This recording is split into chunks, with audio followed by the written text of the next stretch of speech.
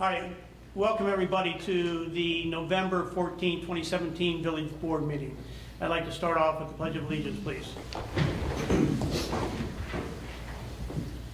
I pledge allegiance to the flag of the United States of America and to the republic for which it stands, one nation, under God, indivisible, with liberty and justice for all. I'm going to apologize in advance. I'm kind of still recovering from a cold, so if I lose my voice halfway through, I think you'll all be better for it. So, with that, I'd like to turn the floor over to our newly re-elected county legislator, Joel Tyner. Thank you, Mr. Mayor.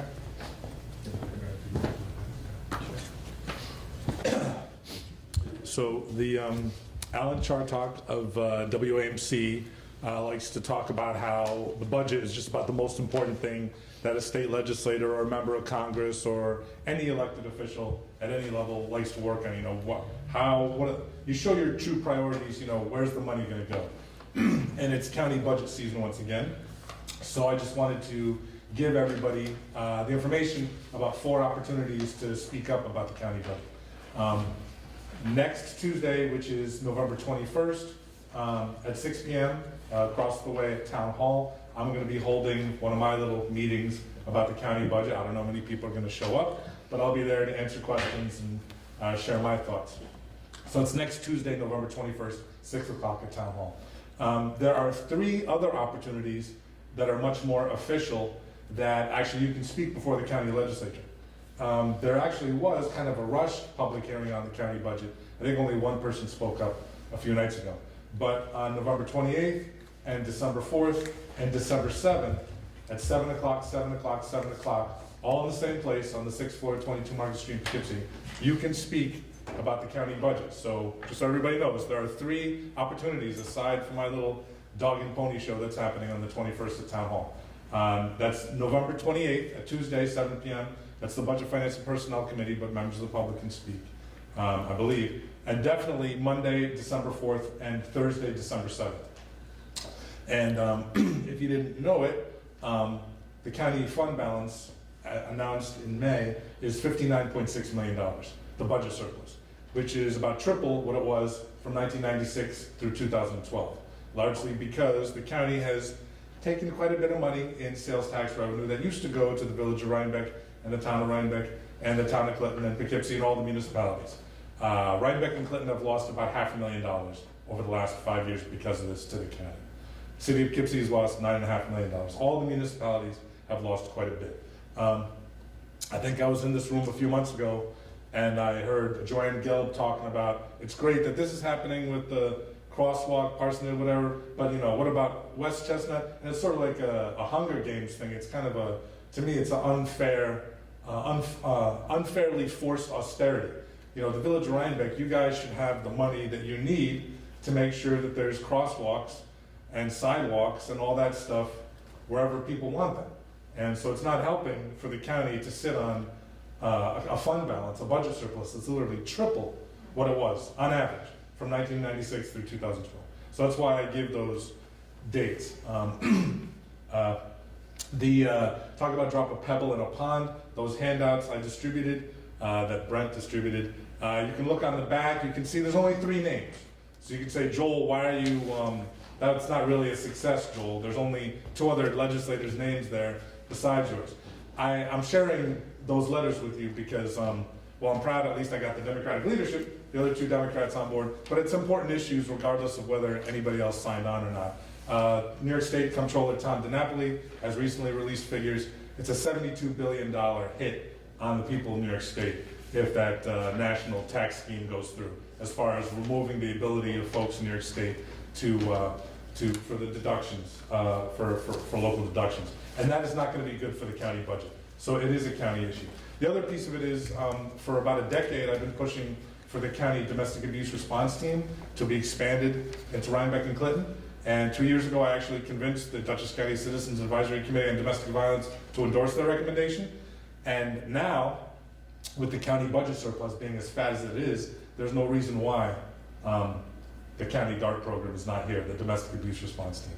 So If you're interested in trying to get the Village of Rhinebeck its share of sales tax revenue, if you're interested, I was at the Church of the Messiah a few weeks ago for the third Thursday. The woman there was the executive director of the Grace Smith House, talked about 400 women and children being turned away from shelter from Grace Smith House last year. That's not the fault of Grace Smith House. They're not getting the money they need from the county, from the state, from the feds. Don't forget, the county budget surplus is triple what it was for decades. There's no reason why, and HealthQuest got about $333 million over that as far as expansions that needed to happen. Northern Dutchess Hospital in Poughkeepsie, Vassar Brothers Medical Center, through the Dutchess County Local Development Corporation. So there's nothing but a lack of political will for us to make sure that the Dutchess County Industrial Development Agency or the Dutchess County Local Development Corporation issues an RFP, and let's make sure that no more battered women and children are turned away from shelter in 2018. There's still $5 million in jail overtime. I went to high school with somebody, there sometimes people are forced to work 3 16-hour shifts 3 days in a row at the Dutchess County Jail. This is the second year in a row there's $5 million in overtime. That's not good for those families. Families are being split apart, I know that for a fact. And so if you care about the county budget, there's only a little bit of time. There's only like the next 5 or 6 weeks. We don't have an Office of Consumer Affairs anymore. Credit where credit is due. Sue Serino goes around doing the public forums on the scams and the consumer fraud affecting senior citizens. That's important work that Sue Serino does. Consumer fraud is a big issue. We don't have a Dutchess County Office of Consumer Affairs anymore. All the other counties in the Hudson Valley have it. It would take, what, 100, maybe 150 grand out of a $60 million budget surplus to put it back in? There's a whole laundry list here. I'm not going to get through it all. You've been very patient. What's my whole mantra? If you care about the county budget and you care about county government, now's the time to get involved. So don't forget, December 4th, December 7th, those are the official times to speak up. And also this coming Tuesday, 6 p.m. at Town Hall. Thank you. Thank you, Joel. Yep. Okay, next on the agenda we're getting to department reports, and the first department report is our treasurer's report by Karen McLaughlin. Thank you, Gary.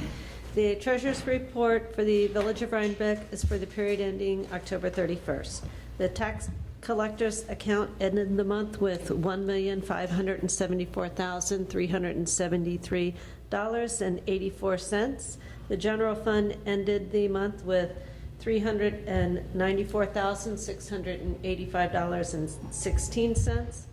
The water fund ended the month with $753,823.12. And the sewer fund ended the month with $797,793.45. The vouchers presented for payment including the prepaid vouchers in the general fund total $88,943.05. In the water fund, $29,298.16. In the sewer fund, $23,825.76. And in the capital projects for the 2018 block grant for the sidewalks, there's a bill for $806.50. However, I'm going to move that back to the general fund because I'm not sure that are we into the block grant? Did we get the authorization that we received it? Or is this? We have not yet. We have No, not this yet. is for the park. I think this is in regards to This one is for the- development block grant for parks, correct? This one is for the sidewalk. Oh, It's the from sidewalk. Crawford. Oh, Yeah, Okay. no, that has not been awarded yet. Okay, so given that, I was just informed that. So given that, that's going to just come out of the general fund from the engineer line item. So from the capital projects, from the new police vehicle, $1,100 is for some of the detailing on the new police vehicle. The escrow account had bills in the amount of $5,562.83. The monthly operating statement is provided with expenses through today, November 14th, and that was put up on in the cloud on your agenda. The adjustments for water and sewer have been reviewed and signed off by the Water and Sewer Department liaisons and are presented for authorization. The backflow prevention devices annual letters have gone out notifying businesses to report certification. The grease trap biannual letters have gone out notifying businesses to report their grease trap maintenance and inspection status. Also, I have a few budget amendments, and I will read them. The first budget amendment is to decrease the contingency by $3,646 and increase the 146004, which is the records management for the laserfish and training that we had talked about. The I'll go through the other budget amendments. There are more classification. The Sidewalk Frost Grant, we just need to increase the revenue budget of 2705 and increase the expense budget, the 5410.1 for sidewalks, in the amount of $50,788. For the CHIPS, for New York State CHIPS, we need to increase the revenue account by $54,877, and then the two CHIPS expense accounts increase the 5112.4 for $52,393, and the 5124 fees non-employees by $2,484. So question, on our CHIPS money, since we did our highway improvements this year, what is our, do you know offhand what our balance in CHIPS is? I think it's around 50, and at the end of the next year, I think after March or April is when the state does the next round. The next round, okay. So it should be probably about 100 by next June. So it's 50 now and possibly another 50 in the... Roughly, yeah. I don't have the figures with me, but that's about what the balance is after we've paid these. You still have 50-some odd thousand indicated in the, Yeah. We had the emergency weather portion of it, as well as the paid New York. So we took those two amounts, which were like 17,000 and I think 11,000 in the other one. So we took those two amounts first, and then did the general CHIPS money. So That brings up another question. Stella, we submitted for an emergency response for Stella. We did. Which was the storm last year. We have not received that yet, right? That's still at Correct. county? correct. Okay. And just for public record, that was how much? 27,000. 27,000 from the storm last year that we could recover, right? Correct. Not committed, but the possibility we can recover another 27,000. Correct. Yep.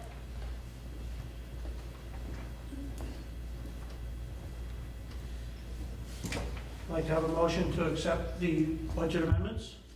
So moved. Second, Second. all in favor? Aye. Anybody like to make a motion for the water and sewer adjustments? I'd like to make a motion that we accept the water adjustments as submitted. Second. All in favor? Aye. I'd like to make a motion, we accept the wastewater adjustments as accepted. Second. All in favor? Aye. Thank you all. And thank you, Karen. Well, Okay. can I just Thank you. Sure. make a comment or a question, since Yeah. we're on the treasurer? Last month you reported you had a balance of, 194,000 or over what we normally want to keep in our year-end balance, so do we have any plans what we're going to do with that? I do not yet. Okay. Do you? Well, I think streets, we're always talking about streets need to be worked on, so maybe we should start looking at the streets. And that's one of the reasons why I wanted to know where we were with CHIPS. Because I believe one of the items that we've discussed is putting together a long-range plan. You know, how much can we pay per year? What is a good cycle? And I believe Trustee Lewitt is working on that. I can speak to that if you want right now. That'd be great. So basically, the county forwarded us a list of the streets within the village and their various states of repair or disrepair. It's graded on a scale, basically 1 to 100. And so far, I've actually mapped out on a map of the village which streets are the most dire and the worst shape and which streets are just fine. And then the next couple weeks, I'll be going over with John Fenton where we want to start to concentrate our efforts. So basically, using this information and a map, try to figure out the best way to spend our resources. Cool. I mean, Howie, my goal was that we could hopefully use our CHIPS money as a continuing role to continue to do street improvements or culvert or drainage improvements where need be, use that CHIP money, but focus that surplus above our fund balance policy on a major project that I think we would all agree upon that maybe would be worthwhile doing, which, whether it's buying equipment or capital improvements or, even improvements to the facility here, possibly an elevator, right? There are some things that I think we should, as we get into the process and talking about our budget, which is coming up real soon, I think we should have a discussion on those things to say, what is the direction we should take? I would also like to comment on Karen, because Karen's also looking into how we can invest this money as an investment to bring return back to the village. So that's an ongoing process that hopefully maybe by December. I'll report on that in December, yes. Yeah, so I'll have more I information. hate this, I don't want to steal your thunder, but That's okay. it's a good, That's all right. it's a good No. lead-in for you in December Perfect. to talk about how possibly we could do some investments. Yep. Cool. Good. Any other questions? All right. All right, thank you. Thank you, Karen. Thank you. Next on the agenda is police, court, and traffic tickets. Open this up quickly while this is opening.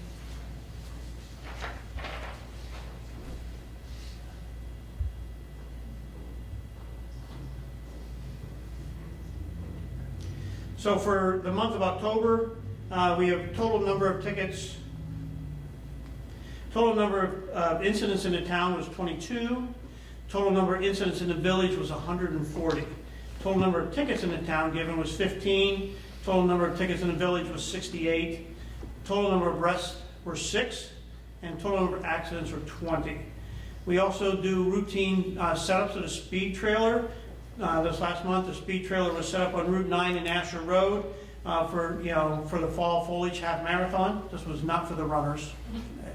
It was for the cars. And a total of 779 cars at an average speed of 36 mile per hour. So the total number of vehicles above the speed limit of 30 mile per hour was 675 cars. Majority of vehicles traveled between the 31 and the 40. The police department also was awarded $3,000 through a grant through Senator Serino's office. This was submitted last year, at the end of last year, under the Public Protection Initiative. I shouldn't say last year, it was this year. Sorry, I'm not going back. It was in, I believe, March or April of this year. This was submitted. These funds will be used to purchase the replacement firearms, which has been done, and the current firearms will be traded in. Between the grant and the buyback, there was no cost to the village to upgrade our equipment. So thank you to our police department and clerk, our police department clerk, Danielle, who worked on submitting this grant and then working with Senator Serino to get us the additional funds to upgrade that. So job well done.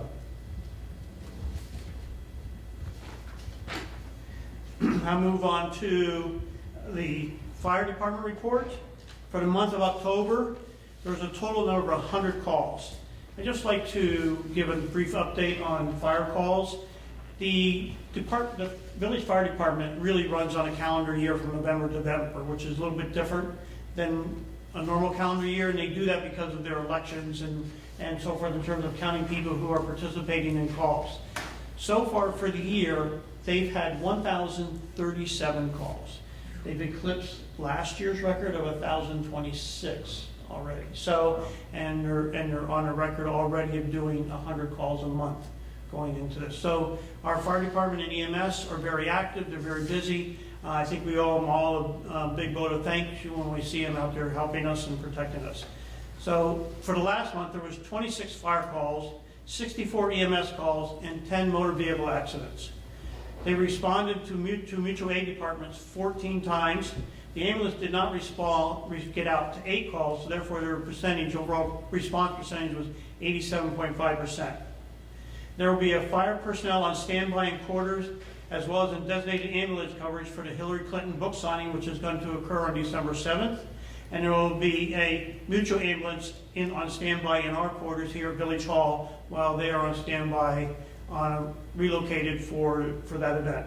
And there will be fire and ambulance coverage for the duration of Sinterklaas on December 2nd. So they have our police and fire departments have a very busy schedule coming up through the month of December with a lot of events. Next. Gary, there's Yes. a new member also for the fire department. Yeah. Do I have that? I had sent the email. Yeah, I had sent it. I didn't print it out. You have it, Pat? I'll defer to you to read it, 'cause I'm sorry, I don't have it printed. We had received, I don't have the email, but I had received from the secretary, Elijah Bender, to accept that they have done the research and the Rhinebeck Fire Department has approved Troy Chadwell as a new member.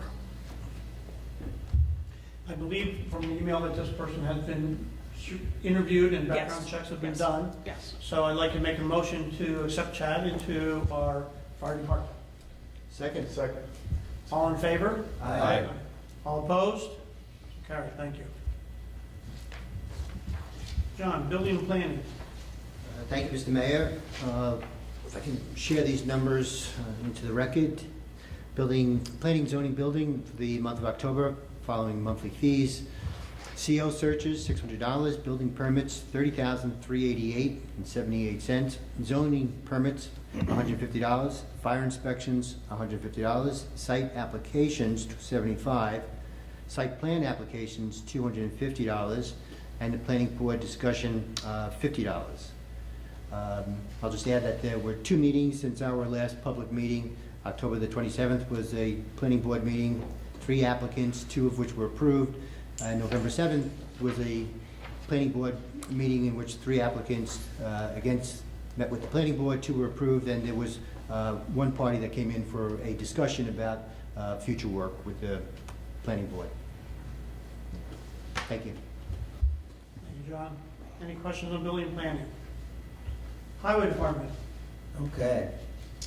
The highway department has been involved in its usual monthly activities of brush and leaf removal, delivering mulch, doing park cleanup and maintenance. I do have a note from Mike Wolf that the pickups now should be only leaves, not leaves and brush. Brush was supposed to end the last weekend in September. So please, if you're putting out items on the street, it is only to be leaves. It is never grass clippings, and should not be brush. And those will continue. The pickups will continue around the village until December 1st. Couple other items.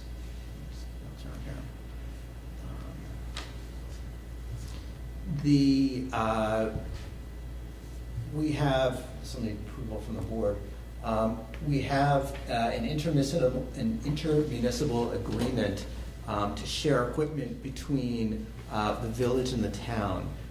Basically, the town had 2 pickup trucks, total value about $17,000, $18,000. And we have a use for them within the village to use for our personnel. And what we decided with, this is with the mayor's initiative, basically was to swap the trucks for a quarter-time use of our skid steer, which we own and they use. So basically, there's been an intermunicipal agreement that's been drawn up. It's been vetted by our council. And basically what it says is that our highway department and our superintendent of highways and their superintendent will get together in the spring, trying to make a plan for when the skid steer is going to be used, with us having it about 3/4 of the time, they have about 1/4 of the time. Obviously, if something comes up and it's an emergency, they'll get together and talk about it. Basically, we're going to store it. If it's broken on the job, then whoever breaks it on the job has to repair it. It's up to that group of, you break it, you fix it. Otherwise, we do all the regular routine maintenance, the annual sort of maintenance on it. And basically, that's it. It is acceptable with our insurance company that we do this. So I would like to make a motion that we authorize the mayor to sign this IMA. I second. All in favor? Or any discussion? Let's go to any discussion. Yeah, so, given the value of the Dodge Ram and the Ford Ranger, Yeah, the Dodge Ram has a value of $14,175 and the Ford Ranger $2,950. so you're adding those together and saying that's worth a quarter of the, Correct. how often are they gonna use it? Because when we first bought this, when Joel was talking about how the county is taken away from everybody, but what they do is they have an intermunicipal agreement grants. And I was urged by the county at the time to go to the town and see if we could share this, and we might have gotten it for free, but the town was not interested at the time. They said they don't need one of these, this is more of a village equipment. So then I went to Red Hook Village, and they said, no, we don't need it either, so, but anyway. So now they're saying they can use it, Yeah, but we could have gotten it for free originally. Yeah, I think times have changed, Howie.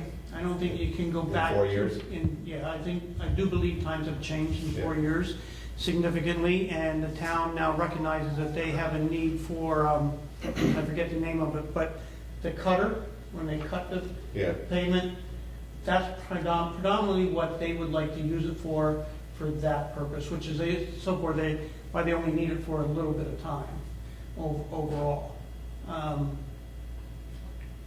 Quite honestly, this is, kind of a good deal for us in terms of getting 2 trucks, because, we would have shared that equipment with them anyways if they wanted to use it. Right, But- so. And we have our ZEO's truck, or I should say, the SUV that John Fenton drives, which is literally falling apart. I don't know if anybody knows, I wish I would have taken pictures, I could have put pictures up here, but that Dodge SUV is really held together right now with screws.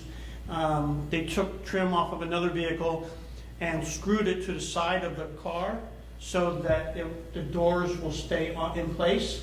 And they've taken foam and filled holes in cavities so exhaust doesn't enter into the cabin area on it.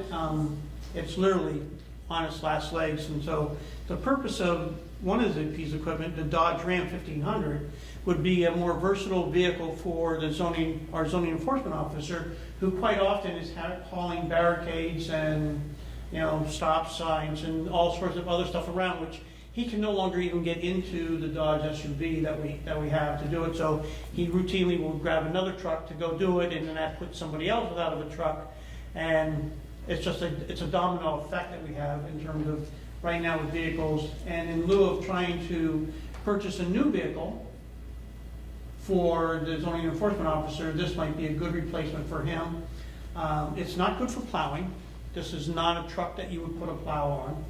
It is strictly just a truck for doing those kind of light hauling and things that we need to have. The Ford Ranger is an add-on. I'll be honest. We don't have an immediate need for the Ford Ranger except as a backup. I know our water department likes their little Colorado for being able to drive around the village and get in and out to do meter readings. And if that was out doing meter readings, or out on a job, this would give another vehicle or a backup vehicle for that. But it's strictly would just be a backup vehicle for that purpose. So the reason for this, it is the IMA, and the IMA is because we really need to have an IMA because we're exchanging things. We could have bid on these trucks. We could have gone out onto the market and bid. If they put them out for bid, we could have bid on these 2 trucks and tried to purchase them. Right. In this case, we're not expending any money to make that deal. So is there any way we can, in the deal, put their street sweeper in?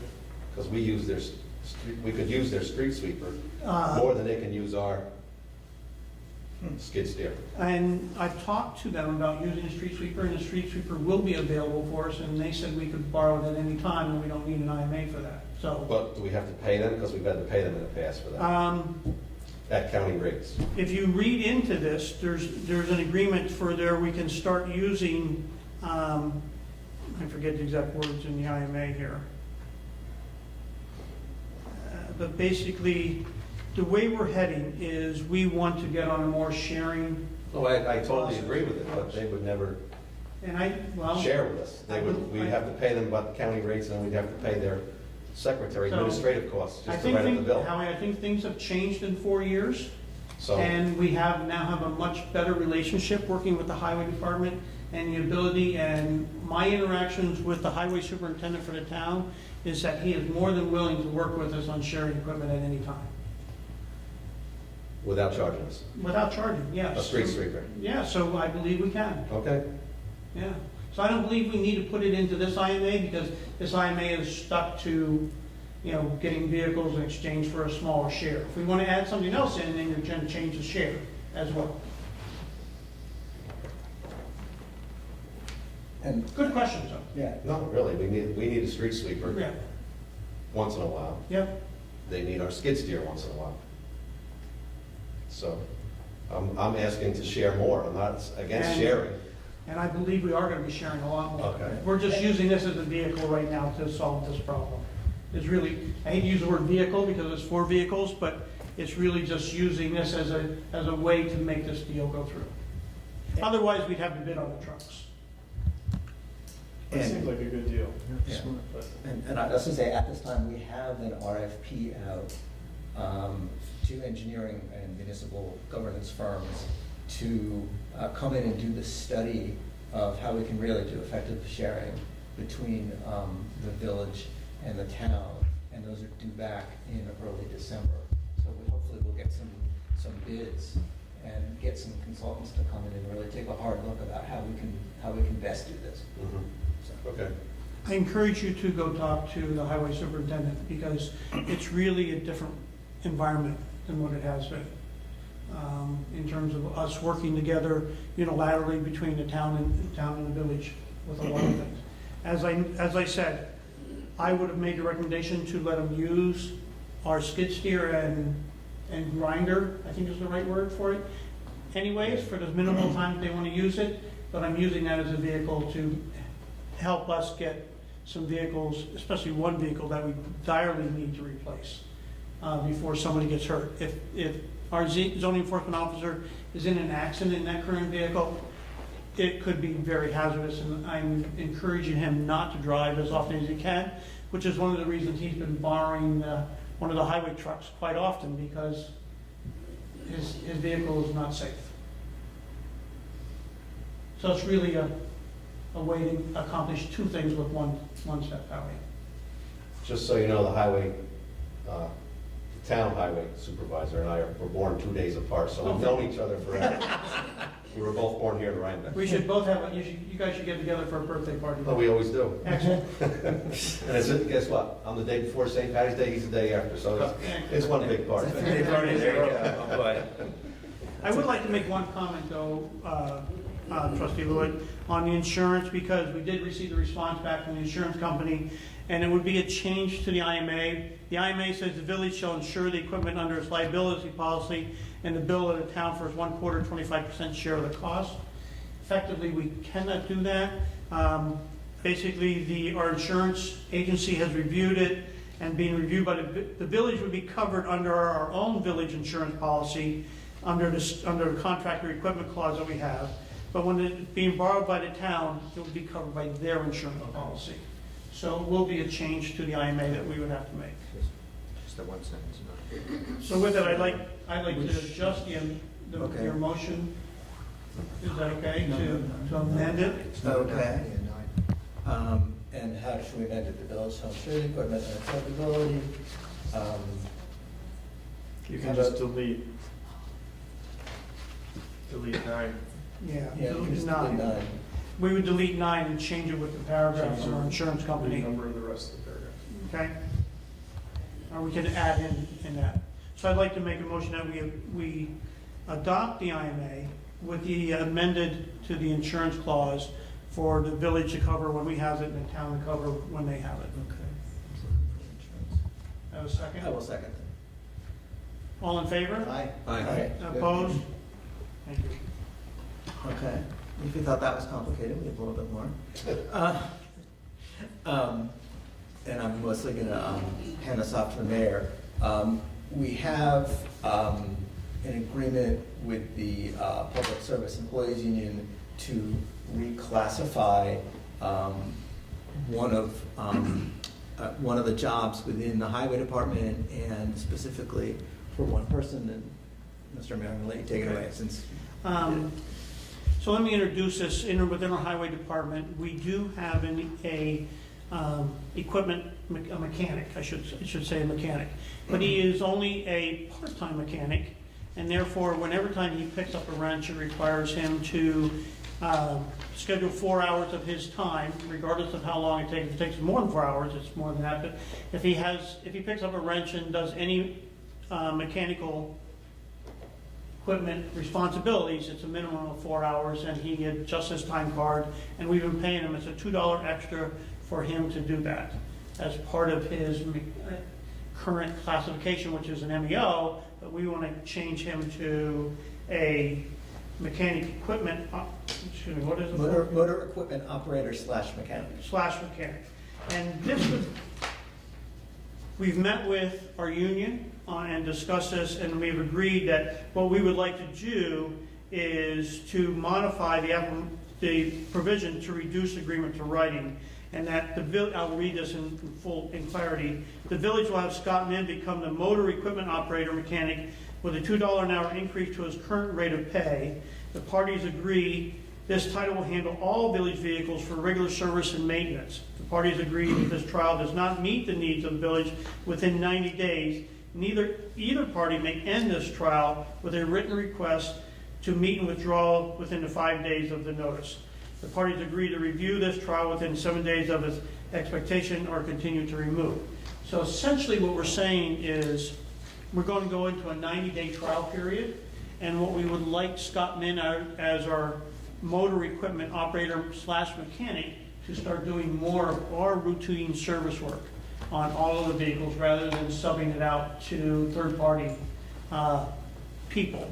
And we can do this in-house. I'm talking the basic stuff, the oil changes, the filter changes, the tire rotations, right? Basic mechanical stuff in terms of looking at it, whether it's the police car, the highway, the village, the water, the sewer, all that kind of stuff, and go into a trial period where Scott Min will become a mechanic to do this.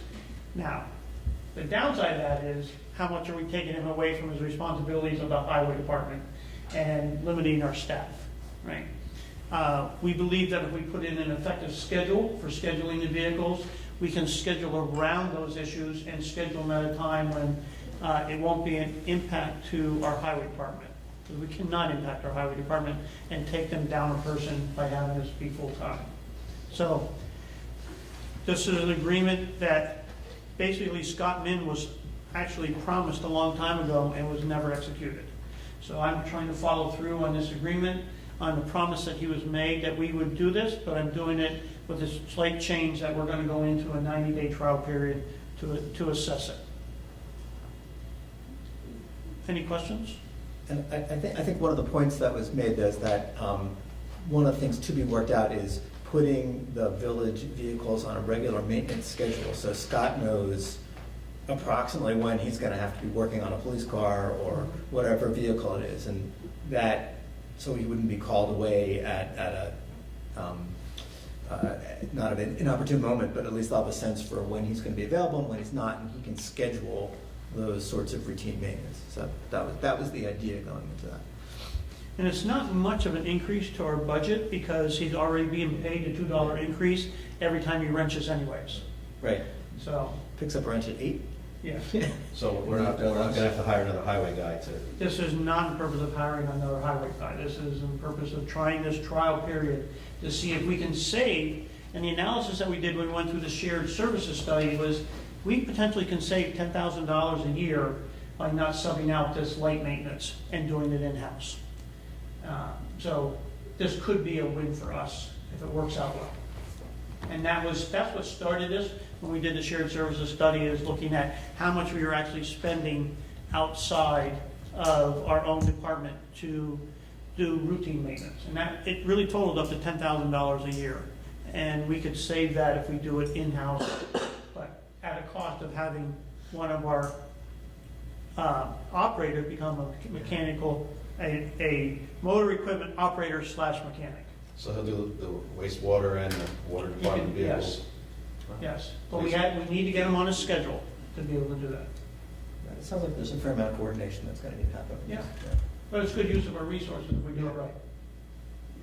Maybe it'll prevent a few blown engines in some of these trucks we have. Yeah, I would hope, Yeah. I would hope. Uh, Regular maintenance. So do we need a motion Yes, to we do. accept this memorandum of agreement?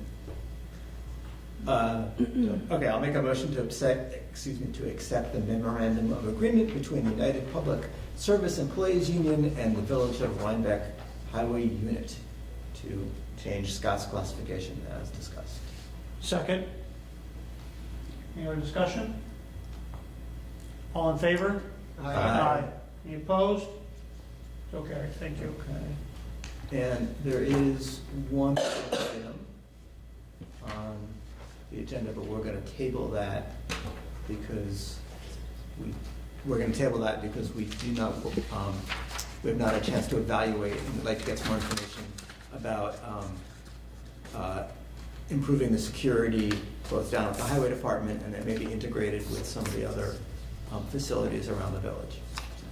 For now, that's tabled.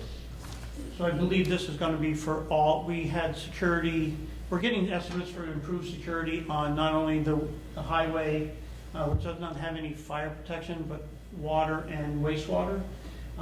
We actually need more bids, if I understand that correctly, to be able to evaluate and compare quotes. So we're not prepared tonight to discuss any of the security measures that are on the agenda. Okay? And to evaluate the bids we have, because they're not exactly the same, so we need to look at them closely. They're very, one was basically for a couple things in a maintenance contract, the other one Yeah, was didn't for have an any- installation. They were not, it's not apples to apples. I'll close the highway report. Thank you. Water Department.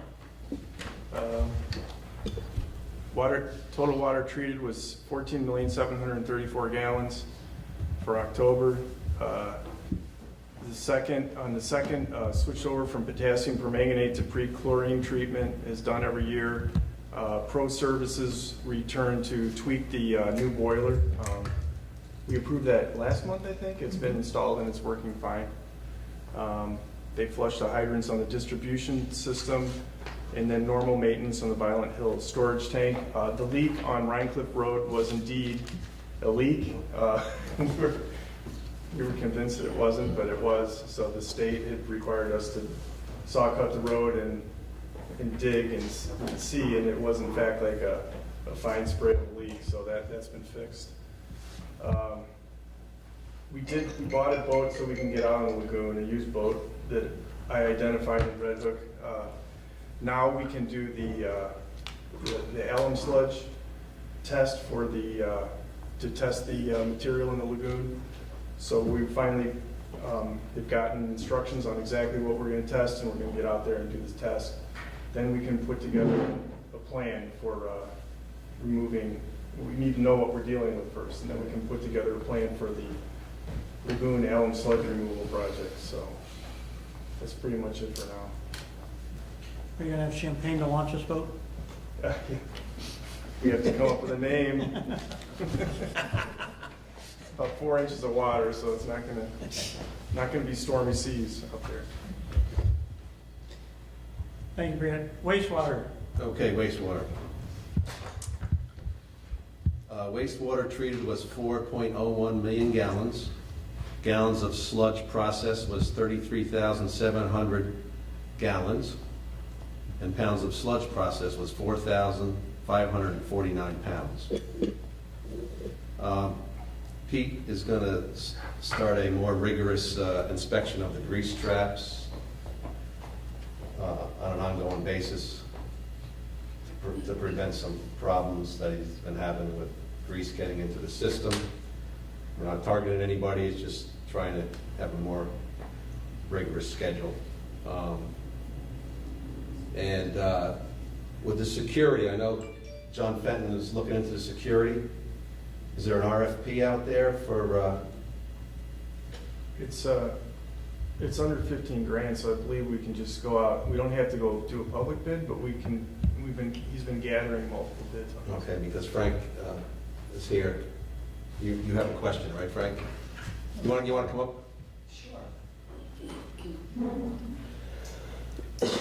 Two are on state bid, How's too. everybody? Yeah, and there are That's good, Frank. We have state bids too. Hey, thanks. It was nice of you to take me. Good evening, everyone. My name's Frank Santamarina. I saw on the agenda that there was security for 3 buildings, and my question is, where's the expertise coming from to actually do an ATVRA, an asset threat vulnerability and risk assessment? What are you really looking to secure? What methodology are you looking to do? Et cetera, et cetera. And who are you going out? Who are you seeking this information from? Frank, why don't you qualify yourself, your security, you have your own security company. Well, I'm a subject matter expert in the field. My company name is Security Experts Consulting and Design. I mean, I was called in to design the new security for the Tappan Zee Bridge, lead consultant on it, principal at the World Trade Center site, 2014 Super Bowl, you name it. So, yeah, when I saw security, I was kind of curious as to who you really going to, who you talking to, what kind of vendors are you looking at? So Frank, I would encourage you to meet with our Department of Public Works, John Fenton, who is driving this initiative for both the waste. We started out really at wastewater, and we pulled in water at first, at second, and the purpose was to look at some of the controls and operations of the plant so we could get early notification of failure. And they reached out to, and I'm not sure who they reached out to. I only know of one bid that I've seen so far, but I know there was. Safeco, Commercial Instruments. All right, Okay, so you're dealing with John Lombardi, et cetera, et cetera. Yeah, I'm not Yeah. sure who he's. Well, interfacing he with, owns, but, yeah. Paul owns Safeco, John owns CIA out in Fishkill. But that Okay. was the initiative, was Good. to start looking at, controls, and then when they looked at it, there was, what are we doing for, cameras looking over the place, what are we doing about doors locked, So we have some of that already in place. It was, how can we augment this? Because currently, right now, today, if there's a wastewater failure, a call is made by an automated machine to one phone number, and therefore, if nobody picked up on that other end, we were kind of limited in terms of our response because it was an antiquated system. So we were looking at what can we do that have it go into an alarm company and a real person at the other end, and that real person stays on it until they get in direct contact with somebody that then can respond and make the appropriate action. No, I think it's wonderful, and I applaud you for actually talking to Paul and to John. I know them both personally, and on a professional level, but very personal. But if you would like more input, please see our DBW job. No, you're in good hands with them. I'm just curious, and so I'll bring it up as I'm up here too. My other concern is with security, and if you're really looking to do cameras and this and that, I have a vested interest in Hiley Road, and I would not want to see that place lit up, so I would hope that people were smart enough to use infrared, etc., and not lights, and be smart about it. I mean, the primary purpose was not a lot of cameras, because we're not looking at Big Brother. If there's one and there's a light, that's a problem. But I agree. And it would not be suitable for that location. That's why I'm bringing it up. I'm just trying to go on record for it. That's all. Yeah, Trying to voice my opinion, very good. knowing what my neighbors will think. And I do speak for my neighbors. they send me up here.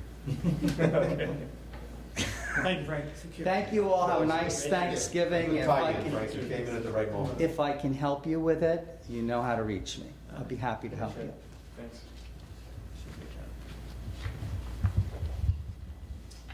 So that's it for the wastewater. Any questions? Yeah, you're welcome, Frank.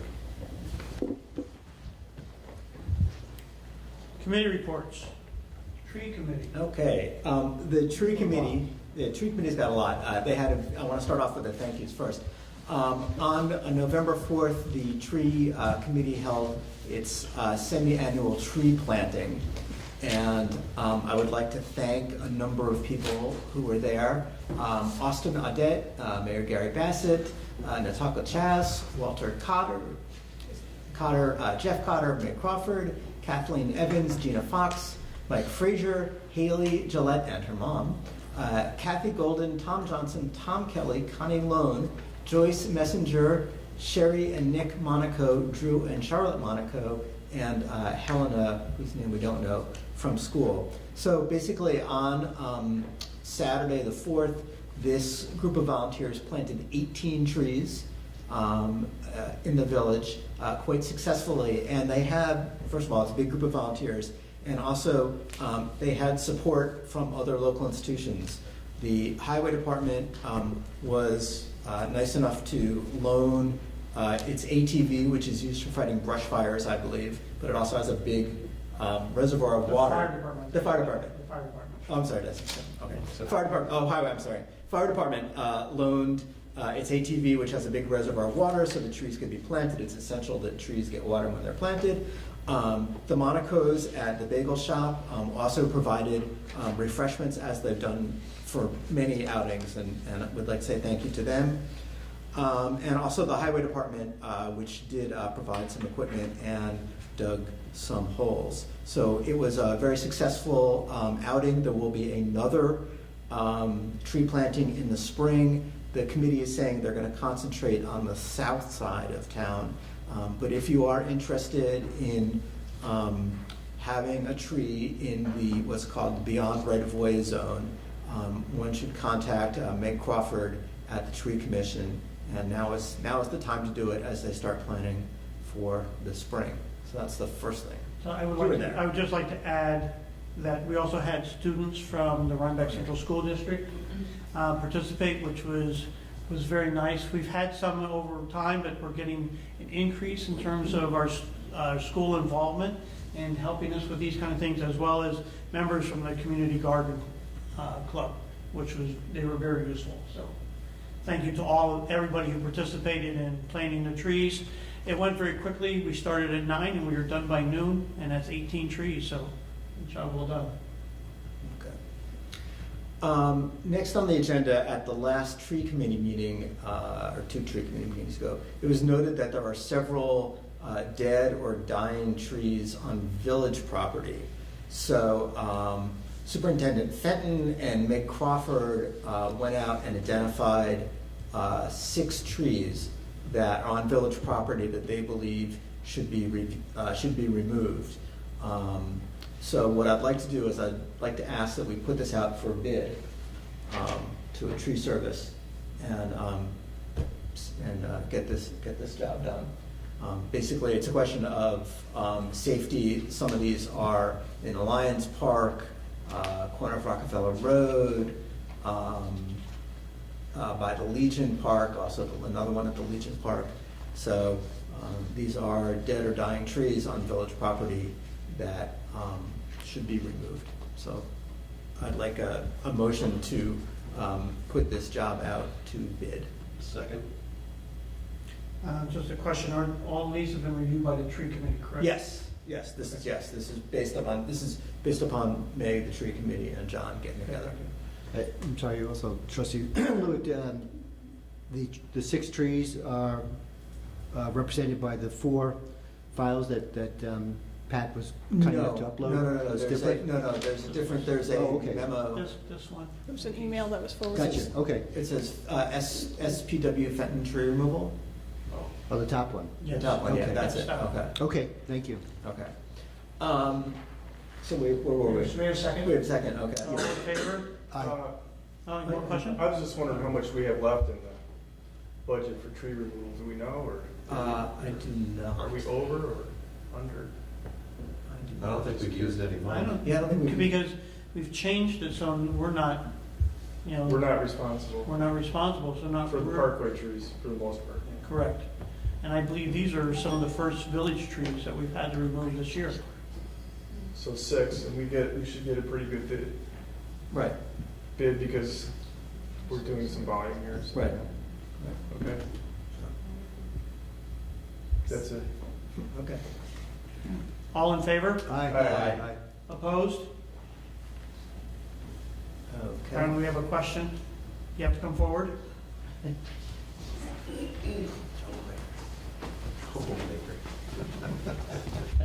Hi, I'm Brenda Bassett.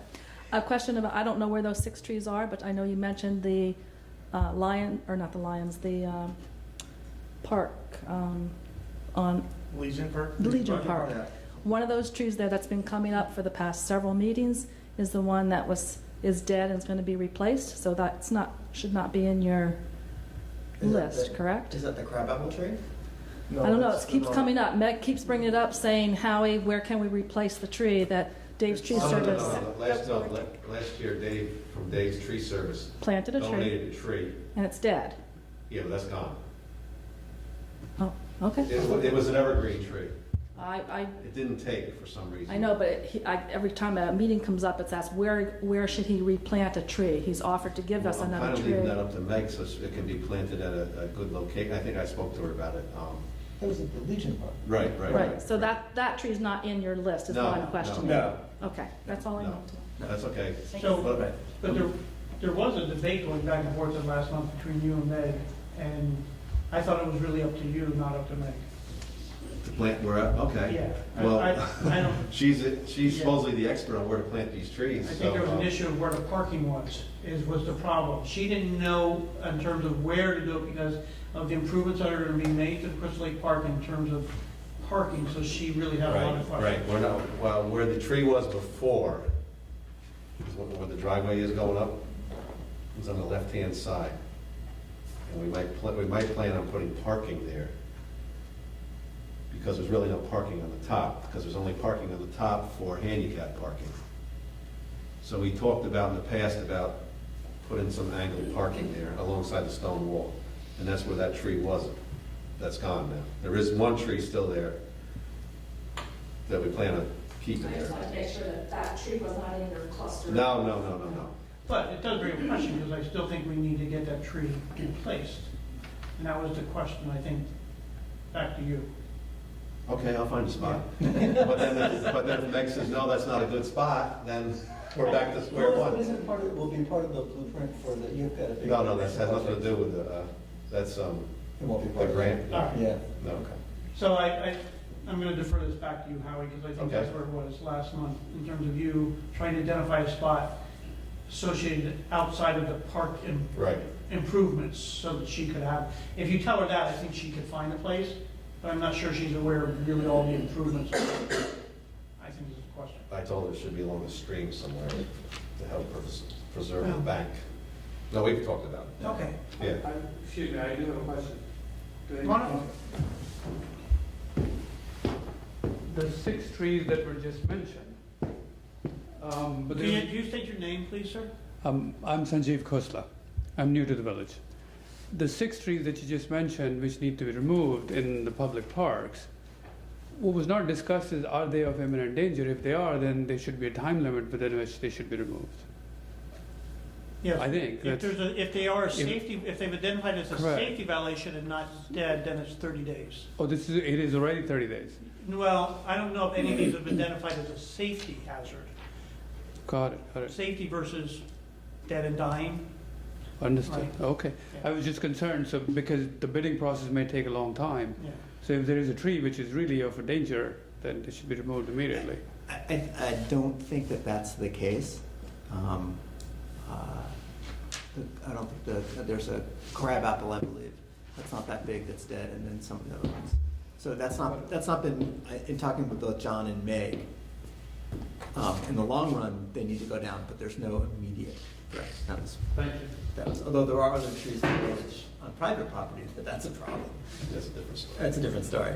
And also to that end, the tree commission received 2 applications to remove trees, one from Catherine Hemmel at 16 Sunset Road, the other from Holly McCabe at 64 Violet Place. The tree commission went out and inspected and agreed that both of those trees should be removed. So I'd like to get a motion to, what's the motion? Yeah, I'm sorry, Richard, ours is also in there. And yours is also in there. Yeah, yours was not yet. The process is, the application comes in, it goes to the tree commission, they will go out, take a look at the tree, send to us an evaluation, and then we make a motion. And So- They did They yesterday. did, yeah. Oh, Yeah. okay, Came in yesterday. okay. Yours is 42 South Street? 42 Yeah. South Street. Yes, Oh, and okay. it is dangerous. It's dead, yeah. Okay, Yes, yes. so, Everyone is scared. Yeah, so you, sorry. that's okay, that's good. And we're looking for it in, somebody an email to that effect. There is an email. Yeah. Rotting tree, okay. This is the one where it's rotted at the base of the tree, Yeah. correct? Right. According to the pictures, and I actually went and checked. Gotcha, Drove by okay. and- It's a beautiful tree, but it's unfortunate. It's, Yeah. Meg is told that it is of imminent danger, so we will Yeah. have to get it removed.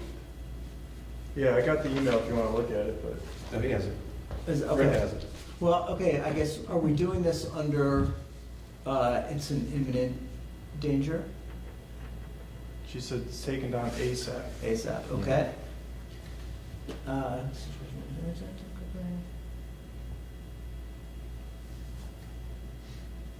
Okay. And Um, I'm sorry, we called Dave a tree removal service. Apparently he does that for the town. Maybe it's his self-interest. Regardless, he said it can fall anytime. Right. The, you may be covering this, but the email talked about Central Hudson. Right, doing some pre-pruning on the. But they have not agreed to remove it, so we probably just need to, Just go ahead and do it. Okay. So I'd like to add a third tree at 42 South Street. So I just yes, but I'd like to make a correction that he doesn't work for the town. He bids on trees, as you, for the property owner, can get a bid to have him remove that tree. And if we approve the removal, you can go get bids and then have the tree removed. Okay, so I guess I have a motion for approve the removal of those 3 trees. So it's Hamel, McCabe, and Coleshaw, right? All 3. So we'll do bid. Yes. That's what you're recommending? That's recommendations, yes. I'll move it. Okay. Second. Any other discussion? All in favor? Aye. Any opposed? No carried. I'm sorry, I still have one more question.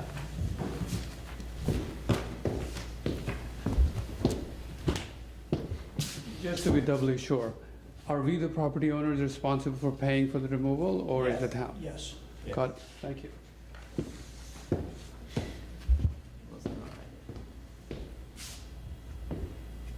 and, and conducting the work too. I'm sorry? And conducting the work, like, we're not gonna have the work done and ask you for reimbursement, you actually have to have it taken down. May I ask a question? Sure. Yeah. So I guess earlier, on site plan, I'm Paula Kosla. I also live at 42 South Street. Could you step up to the microphone? I'm Sanjeev's wife, Paula.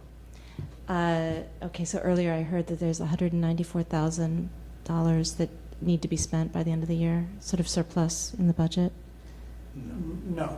That's, the 194,000 is, we passed a fund balance policy that we said between 15 and 25% we would retain, and anything over that, we could actually use to plan for an expenditure of some kind. It doesn't have to be spent.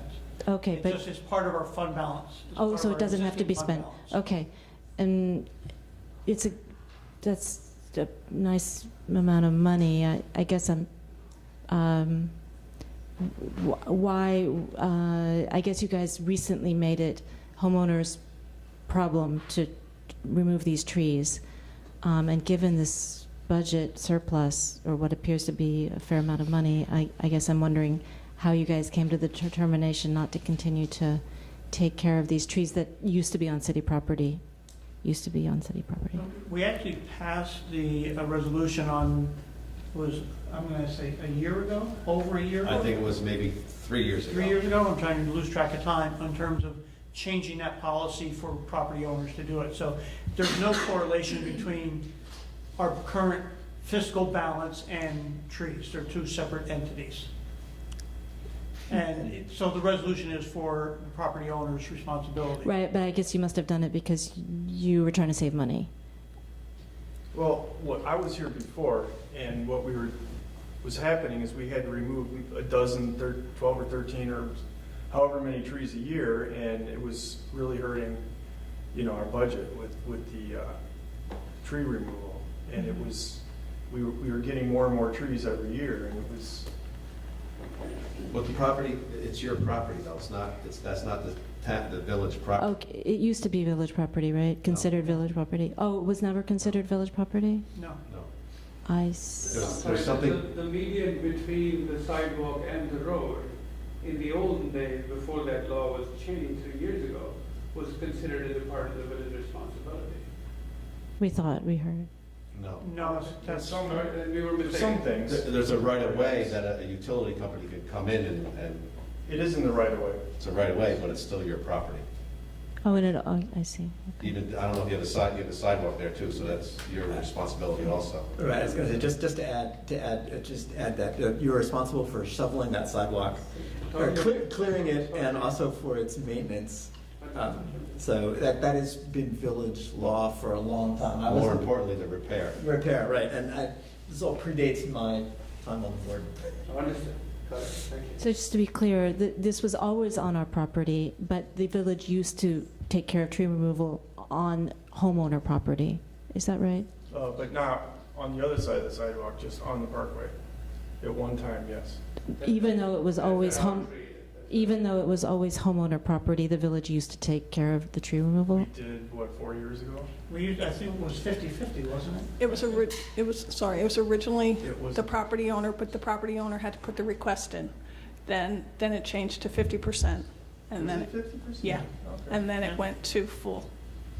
Okay, thank you for that history. Appreciate it.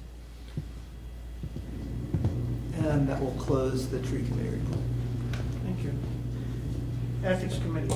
Anything from the Ethics Committee? Been very quiet. Good. Short-term vacation rental. Trustee Gray. So, majority of the group, here's some principles, conceptual principles We don't have any copy of this, right? No, you Just- don't. I'm just gonna read it Okay. because, I probably should have gotten that Yeah. to Pat. These are just the summary of the minutes from the October meeting, and it states some general principles. That we would have 3 categories of bed and breakfast. One, the bed and breakfast establishment, which exists now, and that's 3 bedrooms or more, and that's a hosted rental. No change there. But that we would have short-term rentals. Something that's very similar to a bed and breakfast establishment would be when you have 3 or more rooms for rent, you must have a registered resident host on the premises and subject to the same special permit process and general requirements as a bed and breakfast. So basically, it's an Airbnb bed and breakfast, but it's hosted for 3 bedrooms or more. Short-term rental, 2 bedrooms or less rooms for rent would be permitted as a administrative review. So that's like you would have a fire and building inspection. Does not need a host on site, but if not, must have a local registered contact person for emergencies. Subject to administrative permit, as I said, only needs a planning board site plan approval if referred by the ZEO for parking or other exterior changes needed to meet code standards. So for the most part, it would not require a special permit, site plan approval. A majority of us present agreed the registered contact for non-hosted STR should be a licensed real estate agent or property manager. John Fenton suggested an annual recertification of the STR permits. The code should include reasons such as non-compliance with the code permit standards or unaddressed neighbor complaints for revocation of the permit. The majority of those present voted for a 40-day per limit for short-term rentals for 2 bedrooms or less. You could have unhosted rentals for 40 days. The parking requirement for STRs shall be the same as in the code for a bed and breakfast. The village permit number must be included on all online or other listings. Enforcement should be delayed for 6 months after the adoption of the new code so as not to disrupt current bookings. So the big thing would be that for unhosted rentals, the majority of us, which actually didn't include me, but suggested that for 2, you could rent 2 rooms or less, have non-hosted rentals. And another wrinkle is the owner-occupied home for 40 days or less per year. So if the typical home has 3 bedrooms and they could not do it, So that's an enforcement issue, but you could do 2 of the bedrooms. you could, It's all about intensity, you know, it's like an intense. that's what I'm trying to understand. Yeah, So it's this an is the first- intensification. Just so everybody knows, this is the first we're hearing this. Right, So we the haven't reason- had time to digest any of this information. And there's no reason to really, because I need to put something together in writing for the next meeting. I'm just giving you the thumbnail right now. Because the next step would be for me and 2 other people, we have like a subgroup that's gonna write up the code, present it back to the STR group. We're gonna have a draft, we're gonna submit it to you folks, and then have workshops. So by next month, hopefully, I'll have a draft for you guys and for your review, and then we'll set up a workshop and get started on having the public. You know, you could just take all these points and get feedback from the public on it. This is basically just a referral from a advisory committee. It's a starting point. So for, 2 questions. The definition of a short-term rental is? Oh, and I wanted to clarify that. Thanks for asking that, because this in no way suggests that you can't rent your home for 30 days or more on a month-to-month lease, or have like a winter rental or a summer rental for 30 days or more. Or we wouldn't interfere with that's considered a long-term rental, not a transient occupancy. So if you're gonna rent your house on a month-to-month basis or on an annual basis, whatever, this only covers situations of 30 days or less. And then the other question I had was, for the unhosted, they are only allowed 40 cumulative days per calendar year? Yes. So at 20 weekends, for instance, something like that. Right. That would be. Which is a lot of, during the high season, it's quite a big chunk of the weekends that folks would come up here. And did you guys think about, because enforcement? We thought about everything, by the way. I'm sure. No. So this is a really thorny issue, and For everybody. Thank you. Yeah, no, thank you. It's a real hot button issue too. How the enforcement, we would be able to enforce or look at the 40-day limits. It's very difficult. It's very John Fenton is opined that is very difficult for him to know, and it's basically on the honor system. But don't forget, you are supposed to have a rental registry, that everyone's required to keep a rental registry. So you basically have to doctor it. Right. But yeah, it's also an enforcement issue for saying, well, did you rent out 2 bedrooms or didn't you? You know, I mean, there are some enforcement, honor system kind of issues that go along with this. And I'm sure this is the kind of stuff we're going to discuss in the public hearing, the public workshops, and then the public hearing as well. So we want to have a lot of sunlight on this process and involve the public. Okay, so the next step, just to repeat, the next step is you're gonna come in with next month to revise a draft, and then we're gonna set dates for workshops. Right. And I'm not saying this was unanimous. We had a group of 7 people. We tried to find majority, opinion for these things, for these basic points. At some point, we had a plurality. The 40 days is actually kind of a plurality opinion, because one person wanted more, and then 3 of us didn't want the 40. So it's committee work. We had to come up with something so we can get this thing in front of you guys and get the main points in front of the people to negotiate. So. All right, so how you're planning, have you had given thought to how many workshops, and these are obviously public workshops, correct? I would say a couple, maybe in the middle of the month, Okay. and then of course. And these we will be would- after the first of the year then? I would think so, because people don't like it when you have important meetings and it's the holiday season and they're not around, in my experience, but, Right, okay. All right, so. could you just submit your report to Pat so we could have it in the record, please? Yeah, I will. Thank you. Yeah. And when you say report, what the report would be is basically summary minutes from our October What you just read. 25th meeting. Yeah. What you read in for the record. Yes. Thank you.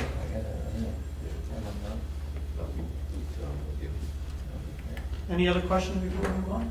No. Environmental Committee. Let me just open that up quickly. We have 2 items on the Environmental Committee. The first is our monthly meeting. It seems to be always well attended and always a lively conversation. We discussed in general the interim project, which I addressed last month. We met Vanessa and put a work scope together for her to start documenting what we call the state of the village, town, and state of the village/town environmental policy, and she'll be working over that in the next couple of months. We also had a report from the Citizens Climate Lobby, which we are addressing and trying to understand. This is a national policy for that effort, and the Citizens Climate Lobby is basically a tariff on fossil fuels, which they would like local municipalities and government agent municipalities to get behind and support.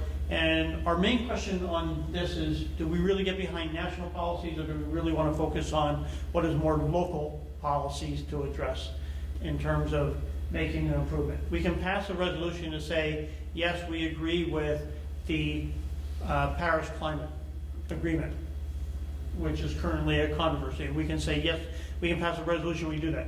But passing the resolution doesn't effectively make change for us, it's passing a resolution. So we're really addressing, do we want to support national policies in addition, or do we really want to focus on really implementing local policies that have a real effect on our environment? So along with that, we have the Chesapeake Bay Trust Outreach, which is outreach for behavioral change, and that's a webinar.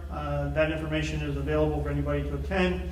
And we had an update on our source water initiative. This is the 7 municipalities within the region that draw their drinking water from the Hudson River, and the activities that are moving forward with the Coast Guard, who recently adopted the proposal for the anchorage avoidance stages, but we're not ending there. That's just a short-term stepping stone, because we really want to ban the barges and continue and working with the Coast Guard.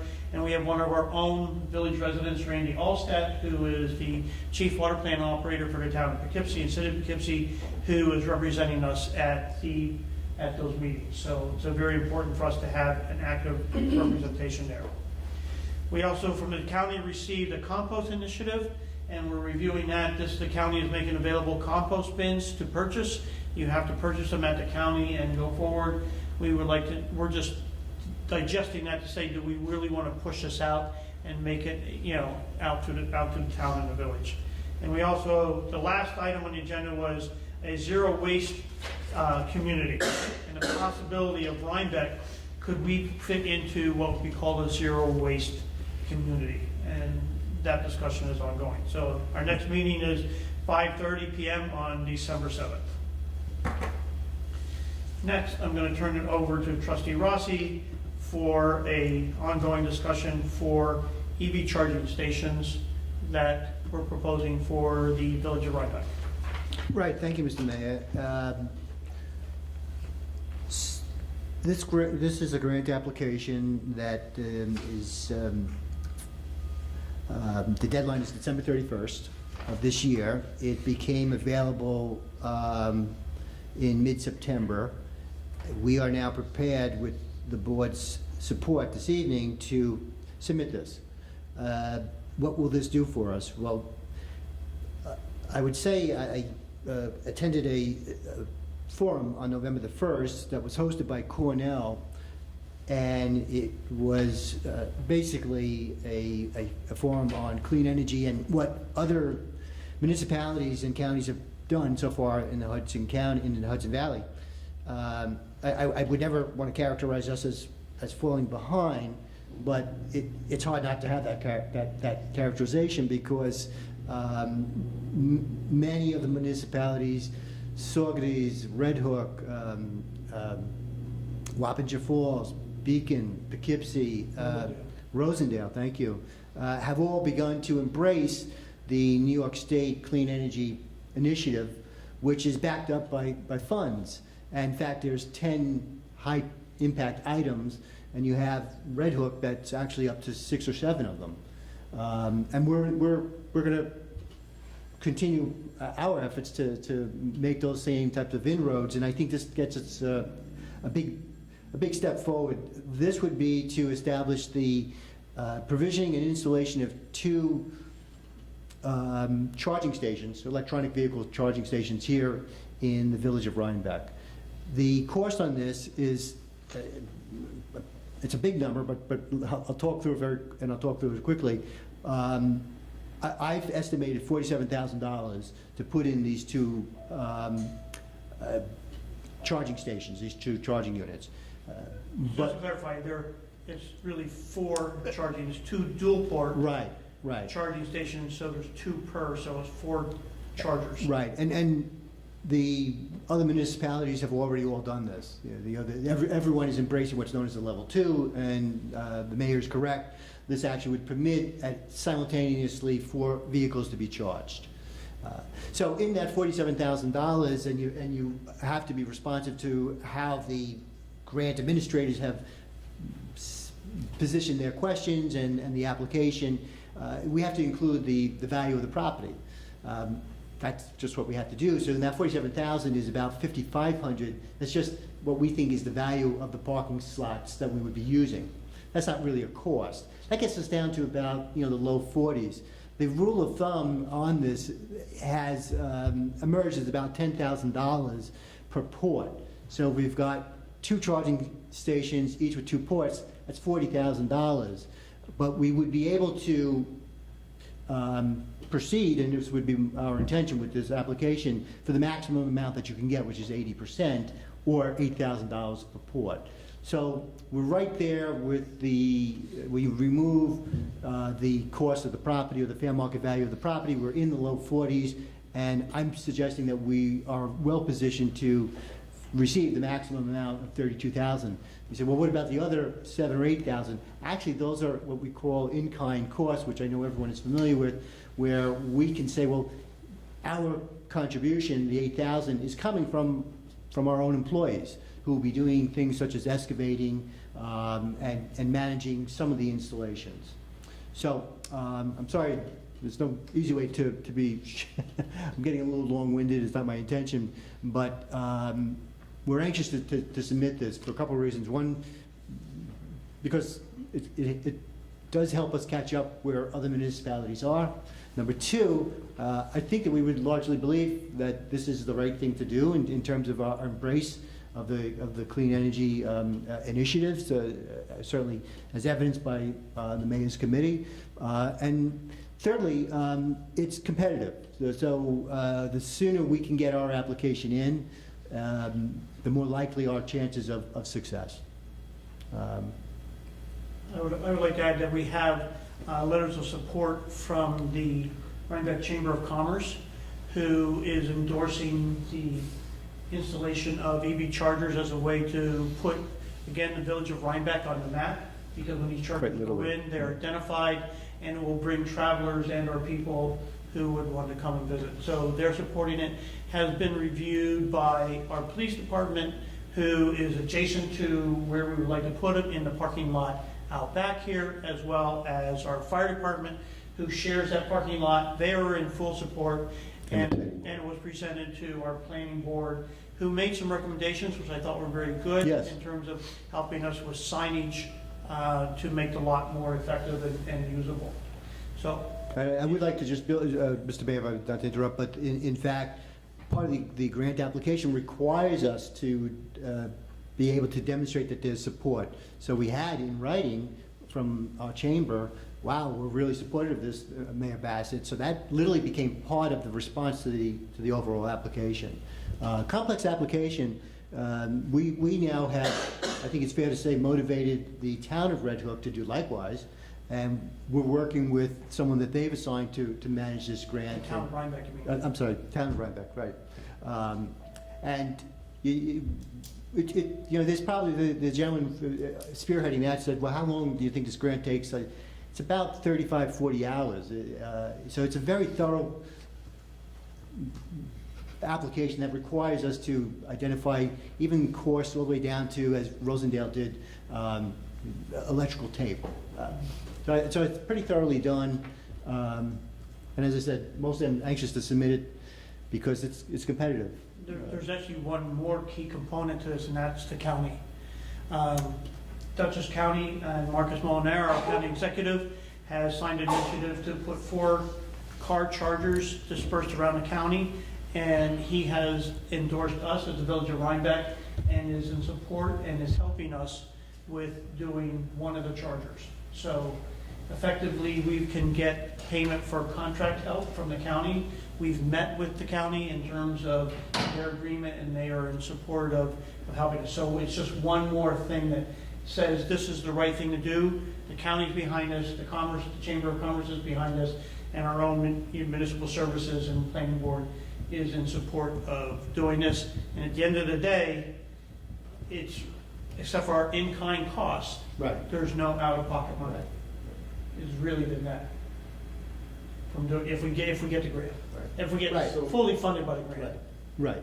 My question is our power bill, because I seem to find in there that it was only $300 a year perhaps in power cost to us. Right. Yeah, if you think about it, That just seems unbelievable. if you think about it, it's 13 cents a kilowatt hour, roughly, for what you can charge a car. And so if a typical car pulls in, and who knows what state of charge they're at, right? But they're going to spend a few dollars in terms of electric costs to charge that car back up to a full charging state.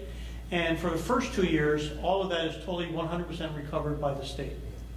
So it's a zero net for us for the first 2 years, and I can't predict what the next is going to be after that. It's up to us as a municipality, we can set our own rate for what we want to do going beyond the 2-year grace period, which would be covered by the state. There's a way to charge the customer. Yes. So if you go up to a charging station, you basically have an app, and you key in the ID of that charging station, and that charging station you have to have a credit card on file. You put your app up next to the charger, and it automatically bills you, whether it's a connect fee or a usage fee, however they want to set it up. For instance, the Bard College has several already installed, and that's how you work it. You just put your phone up next to the app, and you connect, and it gets charged to your card. Some of them it's $1, some of them it's $8, some of them it's $10. But at 13 cents a kilowatt hour, you can basically charge your car for $8. So we're providing the electric. Yes. We provide electric. Right. So- And it'll be refunded by the state for the first 2 years. So part of that $32,000 is to cover what we estimate to be about $300 to $400 cost each year for people coming in to charge for free. So when the person gets charged, who they pay, the state, or are they paying us? No, for the first 2 years, it's free. There's no charge. They pull up the machine, they unhook it, they plug it into their car, boom, done. There's no charge? There's for them? no charge. Okay. But the machine keeps a record of who uses it. It sends you a monthly report, and then out of that monthly report, you send that directly to the state for reimbursement for the $300-400 what you need. So we get a full refund for what electricity we use based on what the charging app sends us in terms of a report. First 2 years. After those first 2 years, it's a billable service if we so choose to do it that way, and that's up to us as a municipality to choose what we want to do after the first 2 years. Do we want to continue to keep it free and pay the $300, or do we want to charge a connect fee and it will automatically be charged to that person's charge card automatically, and we're out of the picture. Okay. So I learned something last month when you said the chargers over at the Smoky Rock Tesla. for Tesla only. Yeah. They do work, by the way. Oh, I think I asked they're them, set up? They work. Because They last work. time they weren't. Yeah, and so somebody with a Tesla, they'd be able to come to our chargers too? Yes, They're interchangeable with? yes. So. Ours are across all brands. Okay. They're vehicle agnostic.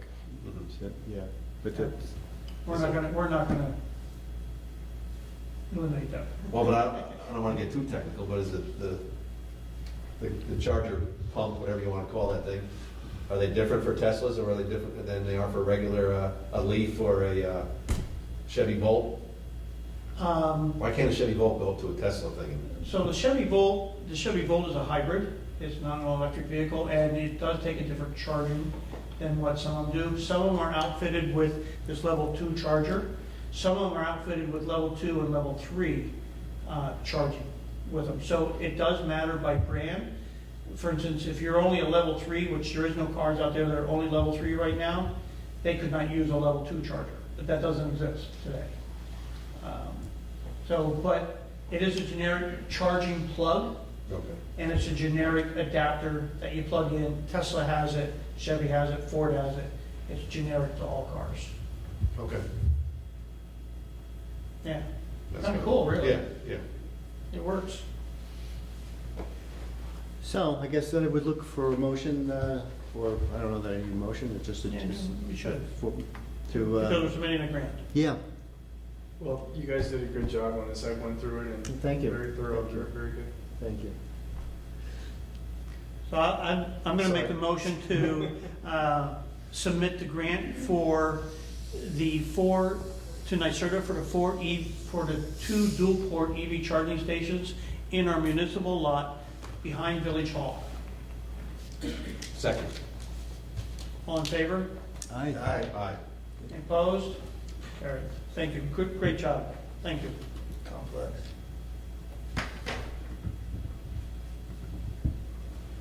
Parks Committee. Howie, anything? Well, I just want to, Pat, to verify, we haven't gotten anything from the county yet on the county grant for the Legion Park. That's what I'm kind of waiting for. When do you expect we will? Because don't we have to have that done by Well, yeah, next year? Well, it depends when we get the initial okay, right? I'm sure they changed the date. I haven't gotten anything from the county. I'll reach out to them. I don't want to put more on your table, but you can call them. Thank you. Is that it, Howie? That's it, yeah. Grant Advisory Committee. So,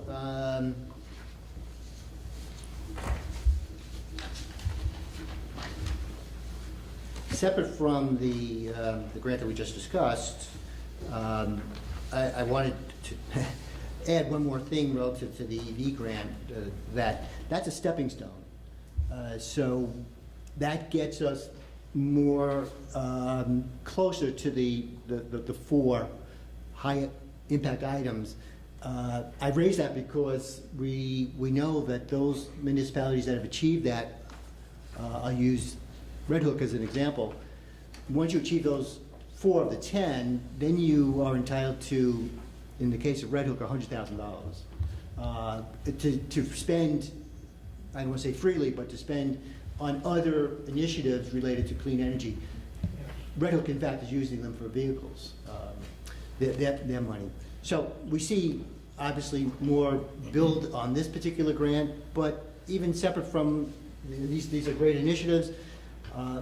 As you already know, there's a lot of grant possibilities that we want to pursue. And I'm happy to say that I have been able to secure a couple of individuals that I wanted to share this evening. In fact, one of them is with us.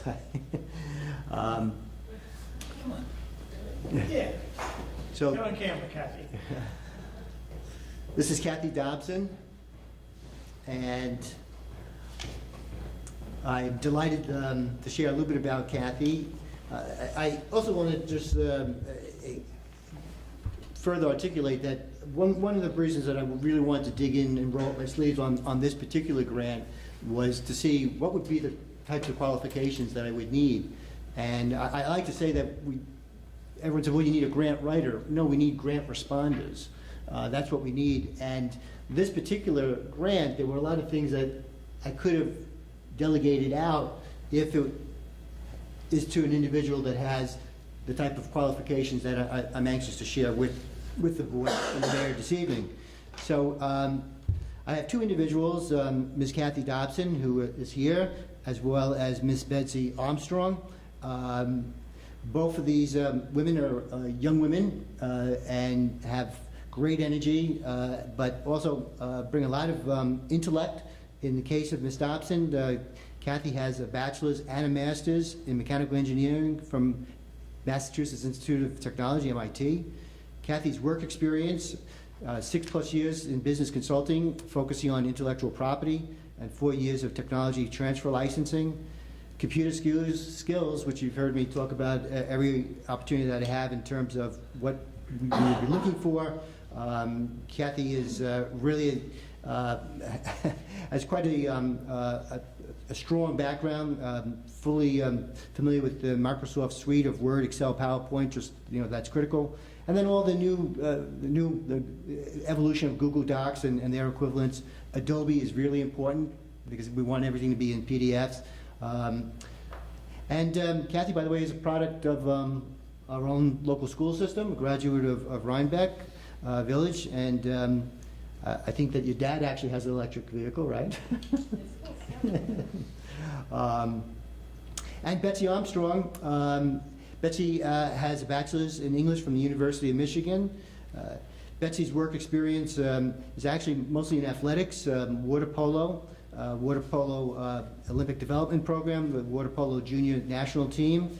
There's a good reason for this because Ms. Armstrong is a 2-time Olympic medalist, a silver at the Beijing Games in 2008, a gold medalist at the London Games in 2012, and like Kathy, very strong computer skills, familiar with Microsoft Suite, Adobe, and different web-based programs. So I couldn't be more delighted because I bring to the board and the mayor this evening 2 young women of real intellect, and they each have beautiful young children and are here in our village, for the long term. So I don't want to put Kathy on the spot, but if Ms. Dobson has anything she would like to add. Would you like to say anything, Kathy? Sure. I don't know. I'm really psyched for the opportunity to get involved, and I'm hoping to learn a lot. I think that's it. All right, thanks, John. Thank you for I've met Kathy on several occasions in the village of we're out, just all walking around, and it's always a pleasure to see you and your family and your young son Charlie. Thank you. That are there, and she since day one, she's expressed an interest to want to be involved. Yes. So I'm glad we found a place. And thank you for saying hi to my kids. I think it's great that my boys will be growing up and they'll know the mayor and the people that are involved in the community. I think that's different from the experience that I had. So Well, it's really important. Thank you. All right. Might you say that both Kathy and Betsy are marathon runners? Half marathon. We did the half marathon. That's pretty I've good. been on a marathon a long time. If I can have their personal information, please, for my database, so if you can Yes. contact me or someone can contact me, so I have all the contact information. Yep, like address, email, phone, stuff like Exactly. that. Yeah, okay. Do you want me to send it directly to you? Or Yeah, if you can, okay. please. Yeah, sure, great. Thank you. All right, Are you Mount Appreciate Rutson Road, Dobson? that's my parents, yeah. I'm Yeah. on Chestnut Street. Yeah, because they're my neighbors. Oh, I thought you just moved. No, Okay. that's still me. That's okay, yes. Yeah, you're like 3 houses down. Yeah, okay, great. Thank you. Yeah, thanks. So I'd like to make a motion to accept Ms. Kathy Dobson and Ms. Betsy Armstrong to our grant committee as the first members. Second? Any discussion? All in favor? Aye. Opposed? Okay. Welcome. Thank you. Thank you, Mayor. Thank you, board. Kathy, thank you. All right. We have quite a few, I'm not going to go put them up on the screen. We've been inundated lately with requests, peddling requests for both Cinder Claus and the tree light. I hope the board has had a chance to review each one of these applications, but I could summarize for you if I could. that there is a process for grant applications, and the first process is if this is an event, an outside event sponsored, and we've approved it, the event sponsor has the first right of refusal for any committee that, or any organizations that they would like to have participate in their event, much like we did for Porch Fest, same process. Santa Claus has said that they have a commitment to all of our merchants in the village that they will not be selling food, or do they not want to have vendors who are selling products. They are in full support of 503c organizations or non-for-profit organizations that are giving back to the organization. Right? So I just want to set the playing field for what they want to certify. And Janine Fleming, the event organizer for Santa Claus, was planning to be here this evening. She became quite ill and was unable to make it, so I spoke to her by phone prior to the meeting. The second portion is then for us to submit the peddling application, to have a peddling application that is submitted for the review process and then vetted through us and through our police department for approval for peddling. So in some of the cases, not all of these have gone through the complete process yet because they are coming in minute by minute to our village clerk, Pat Kuhn, as late as this afternoon. So it's upon us to look and review, and I would like to just say that as long as it is a 503c and they have a position within the village to be able to participate in this event, that we should so approve them as long as on condition that they be approved by then our police department as part of the peddling application.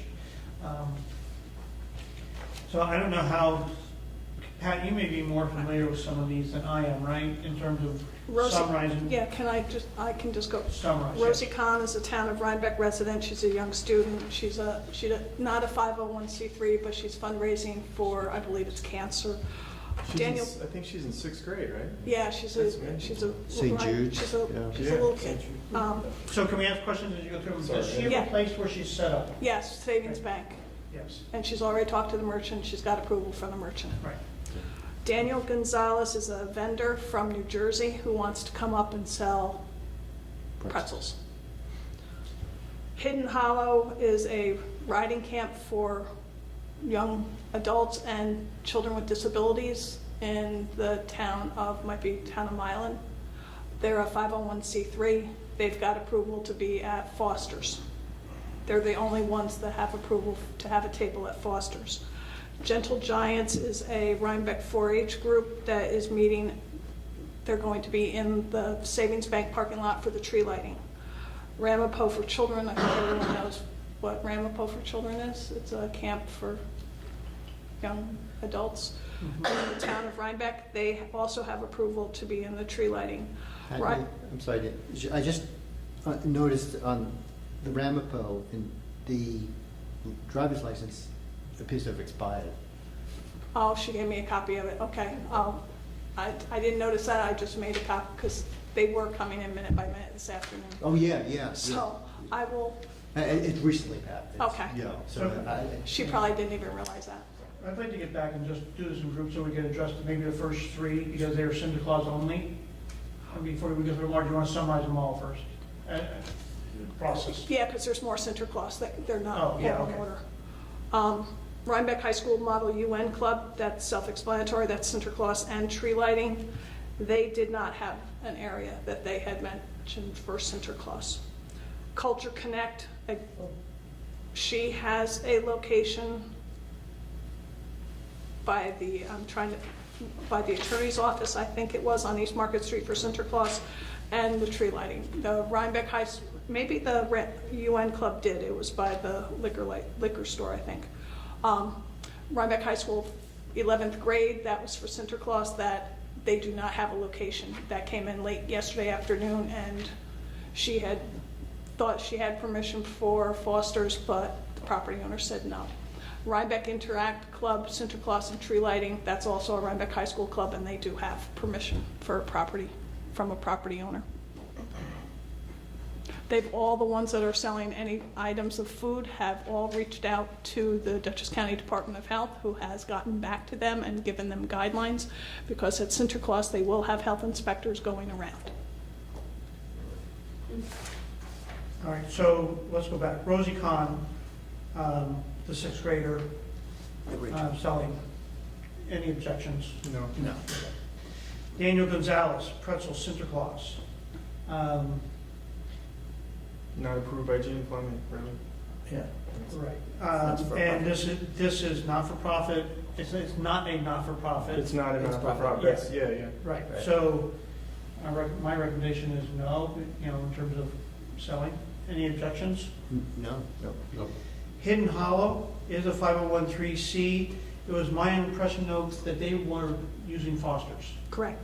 Per my discussion this evening, they have permission from Elijah to use fosters, but the fosters parking lot has been reserved solely for the use of Sinterklaas. Because I talked to Elijah. Elijah said Sinterklaas has the whole parking lot. Correct. They have one small table, card table, that Foster's has told them that they can have. So we're in a conundrum here because the Sinterklaas people have paid for the insurance for that whole parking lot and for nobody else to be able to use it while they paid for the right to use that parking lot. Per the agreement they have with Foster's. So it really presents an issue, for. What if we made a approval conditional on, Santa Claus approving it? They have not approved it. They've said. They have not approved it for use in the Foster's parking lot. Okay. Per my discussion this evening. This is Hidden Hollow? Now I could find another location. I'm just trying to think of he has his sidewalk in front of his patio. I don't know if that would be a That would possibility. be, yeah, they could have, and that would be okay. That would be, Yes, but not in the parking lot. okay. I'll talk to Elijah. I have to let him know tomorrow anyway, Yes. so I'll call him. Gentle Giant, for the tree line. My concern there is we have blocked off the Rhinebeck Savings Bank parking lot for EMS and support. So This is for tree lighting, not Sinterklaas. oh, this is tree lighting, sorry, this is not tree, I'm sorry, my mistake, I apologize. So for tree lighting, yes, so this is okay. And I believe the chamber has approved this one, correct? Yeah. Any objection? No. No. Rainbow for children, tree lighting, it's also been approved by the chamber. Yes. Any objection? No. No. The UN Club, Sinterklaas and tree lighting. So we believe their location is. Yes. All the Yeah. ones that have said Sinterklaas, except for the 11th grade, have given me a location. Right. So I have no objection to the UN Club. Any objections? No. No. Culture Connect. Any objection? No. So The Rhinebeck High School 11th grade class, we can approve that subject to them finding a location Yeah. suitable to Santa Claus. Yeah. agreed. Everybody agree? Yes. Yeah. And the Interact Club, Yes. any objections? Okay, all right. Can I have one bulk motion to accept? Yes, that's what I wanted to do. Exactly right. That's what I wanted to go through in that way. So I'd like to make a motion that we accept the ones that we approved, except for Daniel Gonzalez, the pretzel Sinterklaas, for both Sinterklaas and the tree lighting ceremony, given that the only exception is the Rhinebeck High School 11th grade needs to provide us a location. Second. And Hidden Hollow needs to find a location not in the parking lot. Yes, I'm sorry, yeah, and how we find the location outside of Foster's parking lot. Second. All in favor? Aye. Aye. Opposed? Thank you. Thank you, Pat. Welcome. Yeah, that's a lot of Seems like every month we have a handful of these. Yes, it's gonna continue. They're still gonna come in, I'm sure. They'll be coming in tomorrow and the next day, and we may have to have a special Well, Yeah. just so that you all can remember, now, once the board has approved them, I send them a letter, and they actually get a physical permit that they have to have on their presence at the event. Events and special requests. So I think I'm gonna go through these also in bulk, because we talked about many of them in numerous times. The Santa Claus parking agreement, which is in use for the Northern Dutchess Hospital. And, excuse me, that's for the Rhinebeck Savings Bank, in their agreement. Is that correct, Pat? Yeah. Yeah, Yes. Rhinebeck Yes. Savings Bank. Yes. And we have a resolution to approve, to adopt their use of the savings bank. It's an identification agreement between the Rhinebeck Bank and really the village of Rhinebeck, for the purposes of using the Rhinebeck property in the village to stage various vendors, information booths, emergency service, which will be provided by the village in connection with the Santa Claus Festival Day on December 2nd, 2017. So the Rhinebeck Bank has given us the permission. I need to sign the resolution. I have met with the president of the Rhinebeck Bank, and we have discussed in detail. The only clause that they have is that nobody drives metal stakes to secure tents or anything within their parking lot, which is something I think we could abide by. That's fair. So I'd like to make a motion that we accept the agreement with Rhinebeck Savings Bank for the Santa Claus event. Second. I have a question. Did we get an insurance certificate from Santa Claus naming us as additional insured on the? Yes. Okay. Okay, all in favor? Aye. Opposed? So carried. The next one is the actual Santa Claus event, which we've discussed it many times. I think the only reason we were holding up on this, we were waiting for, the application was missing a date. It was also missing, I think it was contingent on the Dutchess County Department of Health mass gathering permit, Yes. and they have The that. mass gathering permit. That's an important document that we received from the mass gathering permit for Dutchess County Emergency Response, which says that they have approved the event, and we have met the guidelines for both security, EMS and fire services, and, all the facilities Public health, necessary yeah. for public health. So I'd like to make a motion that we accept the Santa Claus event formally for the December 7th, right? Second, excuse me. Look at the date, mixed up. December 2nd. All in favor? Aye. Opposed? Thank you. I have one other peddling permit that came in this afternoon at 3:15. Okay. All right, let's finish this and then we'll go back. Okay. All right. Santa Claus building and table use request. Do you have that, Pat? It's farmer's market. Yes, I do.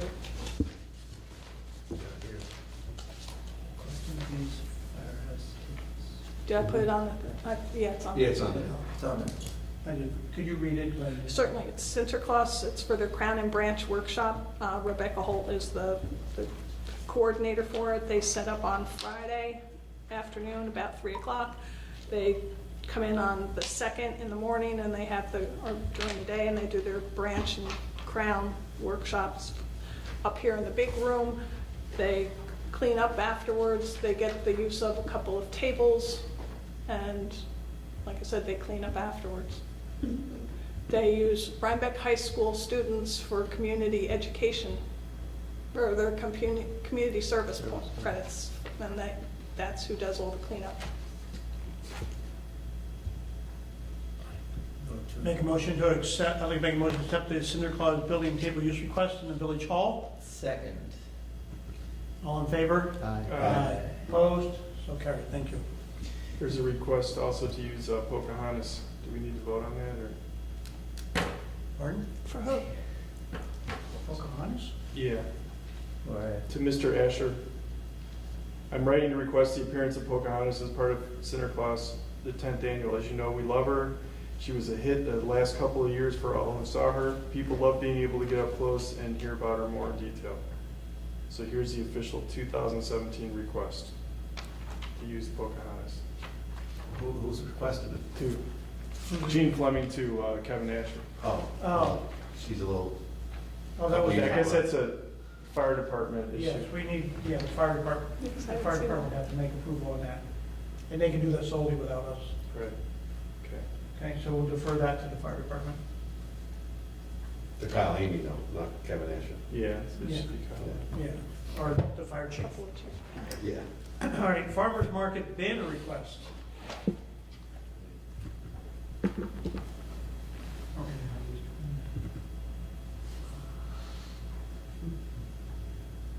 So this Rhinebeck Farmers Market, submitted by Nicole Lawson, from November to May 1st of 2018. They want to just put a banner up, right? The Rhinebeck Farmers Market is now operating in its 23rd year. We'd like to reapply for permission to install 4 pole banners on the same utility poles that were used last winter. The Rhinebeck Farmers Market has been incredibly successful as a seasonal market. Last year, our 6th successful winter season, our vendors, farmers, and visitors all appreciated the banners. We hope you look favorable on this application. We know that the Rhinebeck Farmers Market is a great attraction for Rhinebeck. Any questions? Seems to be near Samuel's, No Sugar, Fiber Flame, and Century 21. Right. I'd like to make a motion that we accept the farmers market banner request. Second. All in favor? Aye. Opposed? Carried, thank you. Okay, other business. That one other application. Oh, yes. Back. Sorry. It came in, like I said, late, and it's incomplete, but it's from Audrey Cohen, 38 Livingston Street, to sell her digitally printed original art prints. She does not have a location. She's not a nonprofit. She's a 17-year-old young woman that does. And this is at Sinterklaas? At Sinterklaas. It does not fit the guidelines. Anybody agree? We agree. Any Yeah. discussion? Any objections? No. Okay. Thank you. Okay, other business, Pat. Election resolution. As you all know, maybe not, I'll read it. The next village election for the officers of the Village of Rhinebeck will be held on Tuesday, March 20th, 2018, and that no person shall be entitled to vote in this election unless they are registered with the County Board of Elections and on the county voter registration list. The residents of the Village of Rhinebeck must register with the County Board of Elections by March 9, 2018, to be included on the county list for the March 20th, 2018 village election. If you are already registered with the county at your current address, you do not have to register with the county again to vote. That the Village of Rhinebeck no longer holds a village registration day, that the Village Board of Trustees must designate a resolution by resolution and publish the offices which are to be filled in each election district and terms thereof. Now therefore be it resolved that Section 1, that the Village Board of Trustees designates the following offices as vacant at the end of the current official year to be filled at the village election to be held Tuesday, March 20th, 2018 for the following terms. Trustee, 2-year term, first Monday in April 2018 through noon of the first Monday in April 2020. Trustee, 2-year term, first Monday in April 2018 through noon of the first Monday in April 2020. Section 2, that the village clerk is hereby directed to publish this resolution in full in the Poughkeepsie Journal. Voting for the forthcoming election will be conducted Tuesday, March 20th, 2018 from noon to 9 at the Rhinebeck Town Hall, 80 East Market Street, Rhinebeck, New York, and the town hall is handicap accessible. I just need a motion and a second for that reason. No. Go ahead. A motion to accept the resolution. Whatever proper language. Second? The only question I have, Pat, is did we reserve that date in the town hall? Yes, it's already done. Good. And what's the history of Village Voter Registration Day? We used to do it, but we don't. We used to, years ago.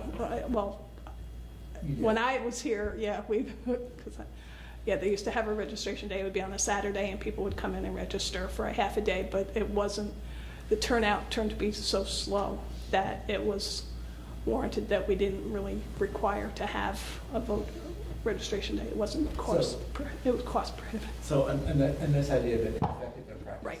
We always have in the Village Hall voter registration forms, so anybody can come into my office and they will get a form and they can fill it out and send it in to be registered to vote. That's great. Okay. The next item on the agenda is the Streetlight Consortium. Yeah, we had- Oh, sorry, oh, we did. You have motion. We had a motion, all right, I make, all in favor? Aye. Thank you. All opposed? Okay, thank you. Thank you. Okay. Streetlight Consortium, they served the intermunicipal agreement in the IMA.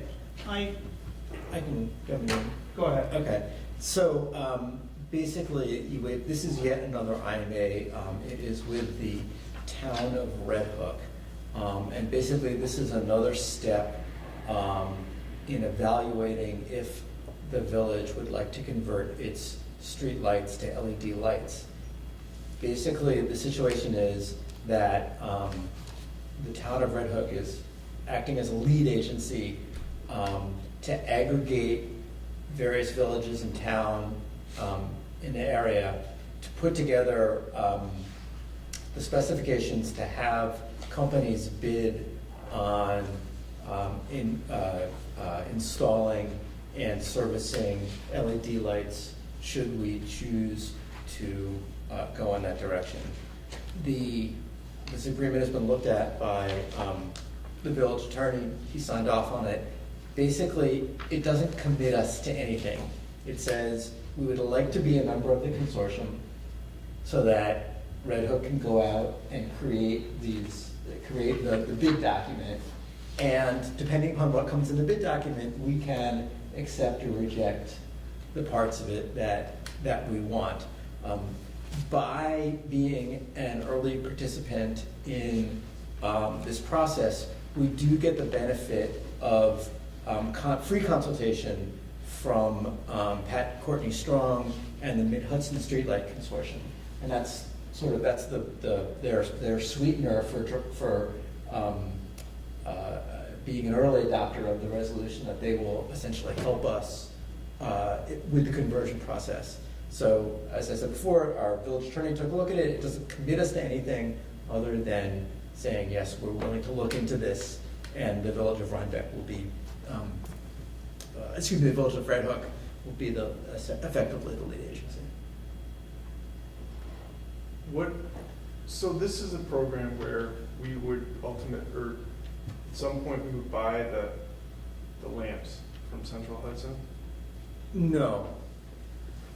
Well, which one? First, we would buy back the general idea is that we currently rent our streetlights from Central Hudson for about $150 a year. Right. We would buy them. The cost right now is approximately for about $300. We would buy them. They would be disposed of.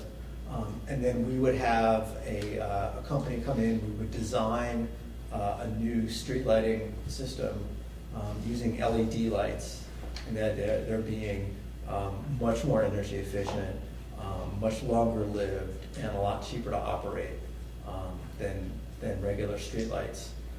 And the goal of the consortium is basically to bring together a lot of municipalities so that they can attract vendors who will come and do this job, en masse.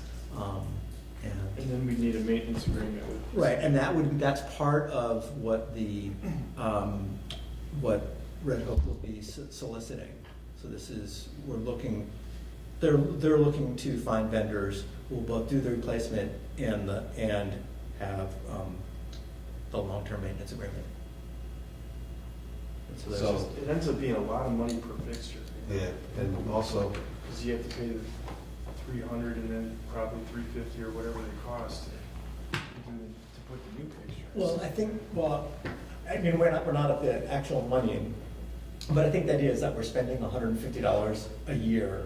Every year for a fixture. So even if it costs you $600 to replace a fixture, in 4 years, you've paid off your fixture. And the other thing is that we also pay an electric bill. And Which, yeah, of course, that's what we're really after here. right. It might be 1/10 of the. Right, power. we use a lot less power. And the other thing is that, the other idea is that the LED lights are supposed to be a lot more long-lived than and the other part that's happening here is that eventually Central Hudson, if we did nothing, Central Hudson would slowly be swapping out the current street lights with LED With lights. LEDs.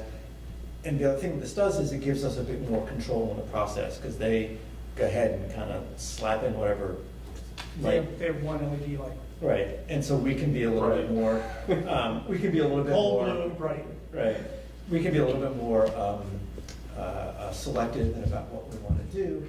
And even, this is a little further down the pike, apparently these lights can be networked. So for instance, this is, if you wanted to attach a camera, say at a public park that was lit, you could actually have a camera attached to the light that would become part of the circuit. It opens up a whole high-tech zone, but we don't really need to go there. But the idea is, I think you're looking at about approximately a 5-year payback period. And so yeah, there is an initial outlay, but the numbers work pretty favorably. I put the list of all the towns that are currently participating or have expressed a desire to participate on the board, and they're in the application, but I don't know if you guys look at that list. Yeah. So we would be, the Village of Rhinebeck would be one of those members of 18 to 20 in that consortium, and we would benefit from the savings of being in a larger group as part of this also. So in the end, it's a savings a long ways for us. I'm just concerned about the maintenance. That's what I'm concerned about. We're going to be giving up Central Hudson's maintaining. Yes. Well, what about if power goes out? Are they still going to come? Yeah, if the utility lines are down, that's still their That's responsibility. right. This is We just only a- own the light. Okay, So We're not, there's still a distribution, right. we own the light. And that is one of the items to be addressed as Red Hook goes out as the lead. So for instance, you say you want to have a 24-hour response time, you want to have a 6-hour response time, and how do you manage that? Service agreement. Yeah, service agreement, basically. And my understanding is that there are several large companies that do this, and so they're used to doing it. But we'll see. Part of the process is basically this has to go out, and then we'll see what comes back. Mhm. And if we don't like it, We we walk walk away. So, Okay. so I'd like to make a motion to approve or to adopt the resolution authorizing participation in the Mid-Hudson Streetlight Consortium to be signed by the mayor. I second it. Any discussion? All in favor? Aye. Opposed? Carried. Thank you. Thank you, Rick. Pat, the Sprint amendment to cell tower. You have, I don't have a copy of that, but I know in general what it is. I printed it online. Did you do it?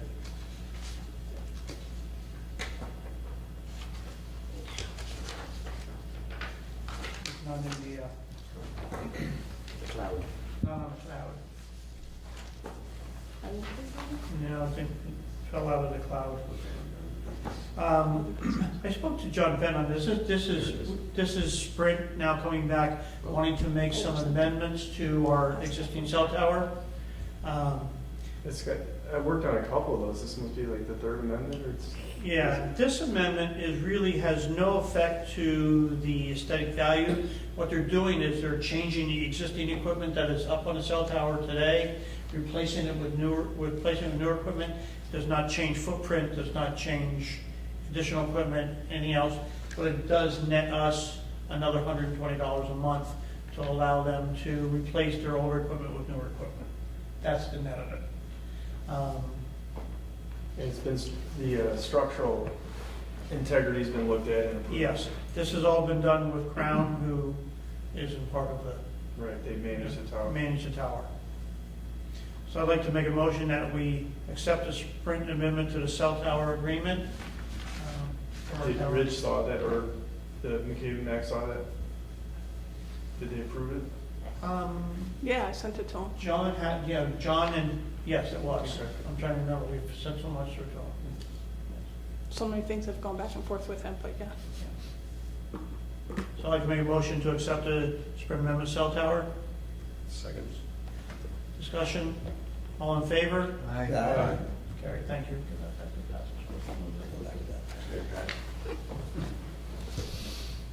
And the Rhinebeck parking lot agreement is on here, Pat, is under business. You've already covered that. We That covered was that the, as part of the cinder clause. correct. Right.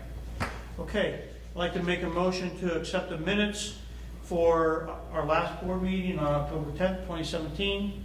Second? Any discussion? Nope. All in favor? Aye. Opposed? Carried. Correspondence.